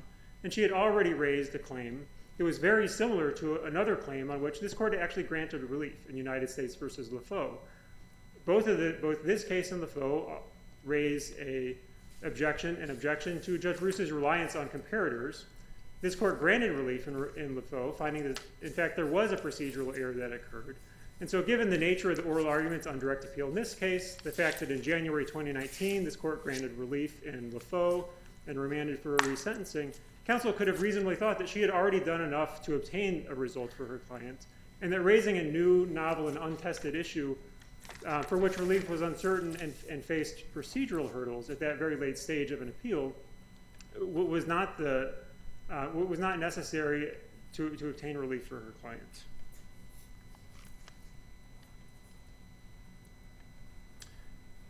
As your honors have noted as well, there was no relationship between the misconduct that led to the special committee investigation and this case at all.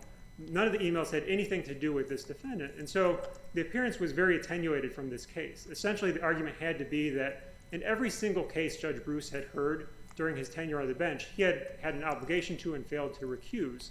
Now, that's a very far-reaching claim, and this is the very worst case in which to make that sort of claim, because unlike Nixon, for example, unlike even Atwood, in Atwood there were multiple strings of emails that addressed that specific case. This would be the worst possible case to raise the issue, and it was obvious that this was not an issue that escaped the Federal Defender's Office's attention. This was an issue that was being litigated at the same time in Nixon by the federal defender himself, Tom Patton, as well as by Peter Henderson, an experienced and capable appellate attorney. Mr. Henderson was the one who counsel came to in this case. He researched the issue. He reviewed this case, this court's precedent, and came to the professional conclusion that the issue was not likely to succeed. That's a sort of professional judgment that a court owes the maximum possible deference to on a claim of ineffective assistance of counsel, because that's what competent and good attorneys ought to do. They exercise professional judgment as what sorts of claims are likely to succeed, and without the benefit of hindsight, that professional judgment on behalf of the senior members of the Federal Defender's Office did not amount to incompetence under prevailing professional norms.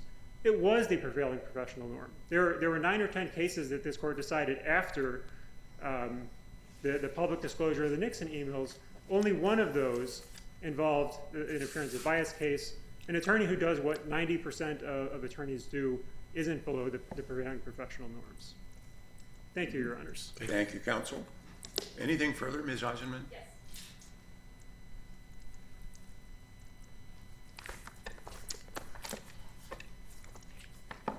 Okay, a few points. What's the downside to raising it? Really, there isn't any, and it's certainly not in the record. There's a lot of speculation going on from the government about what about a higher sentence? A higher sentence, definitely, but that is not in the record as the reason why they rejected this. What's in the record, and what Attorney Pollack testified to, is that she recalled vaguely putting this off. This is after January 2019, because she didn't even consider it before that time.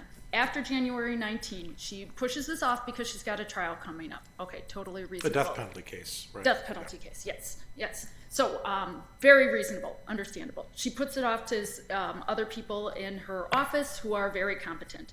All she remembers after that point is receiving some email back from, she thinks, Henderson, with some case sites in it saying that this is not likely to succeed. That's all the testimony is. Nobody finds this email. Nobody brings up any sort of cases that might have been in there.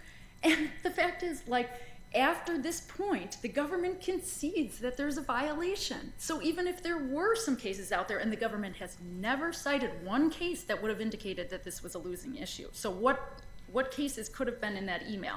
Even if that was the case, the government then files its brief and concedes that there's a violation.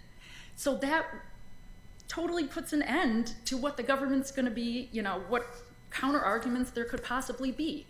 That is unreasonable. It's a misapprehension of law. If there were cases in there, it's a misapprehension. It's unreasonable to get the government's response brief that concedes this issue and not to look into it or try to reopen. It's unreasonable after the special committee specifically mentions appearance of bias and says that appearances matter. That's not reasonable. There is nothing in the record to show that the reason this was rejected was because Fairington or his counsel believed that this was too great of a risk. Sorry, this is not far-reaching. This is not going to open some sort of floodgates here, okay? This was a case where there are specific facts, right? This was a federal defender who had already received the emails. This was the case that in January 2019, she gets an email from the government with the Atwood brief and the Fowler decision. There is no evidence that that's what happened in all the rest of these cases. And this is a case where he was sentenced while some of these emails, these ex parte emails, were still happening. So it's not going to open some sort of floodgates. It's not every case he ever had. This is a case that was pending during the time that he was communicating ex parte. And this was a case where there was a lot of discretion exercised at sentencing. My understanding, please correct me if I'm wrong, is that none of the ex parte emails concerned this case. Correct. Okay. Yes, I agree with that. I don't think that that is dispositive in the least. I understand that legal position. Okay. That is potentially important, and it is a difference between this case and Atwood. In Atwood, so, I was counsel in Atwood. I don't recall there being a lot of emails about Atwood. Maybe his case was mentioned in a very minor place, but that's not what we relied on. We relied on the fact that there was this pattern of ex parte communication with the government, and that's what's the same here, right? It's not the defendant that we're relying on, it's the government. It's this pro-government bias. That's what's disqualifying here, and it's disqualifying conduct because it's ex parte emails, which makes it different than some of these other cases, and it makes it a bigger deal. So this was improper conduct. Everybody knows it's improper conduct, and it's going on while this case is pending, and it's with the government, which is the opposing party in the case. So I just don't get... When you say everybody knows it's improper conduct, yes. Did you read the special report? Yes. The special committee's report? Yes. Judge Bruce not only contended that it was indeed completely proper conduct, he had a lawyer submit a brief making an argument to that effect, based, as it turns out, on an ethics rule that had been repealed before he acted. But the statement, everybody knows it's improper conduct, is very difficult to sustain. Well, I should say, under the Code of Judicial Conduct. The current one. It is clear. There was a different one when Judge Bruce took the bench, and it changed early in his career. Okay, so it was in effect. The rules about ex parte conduct, what kinds of things you can have ex parte messages, changed, and he was not aware of that. Okay. And as this court often says, ignorance of the law is no defense. So thank All right. you. Thank you very much. And we appreciate your willingness to accept the appointment in this case and your assistance to both court and client. The case is taken under advisement, and the court will be in recess.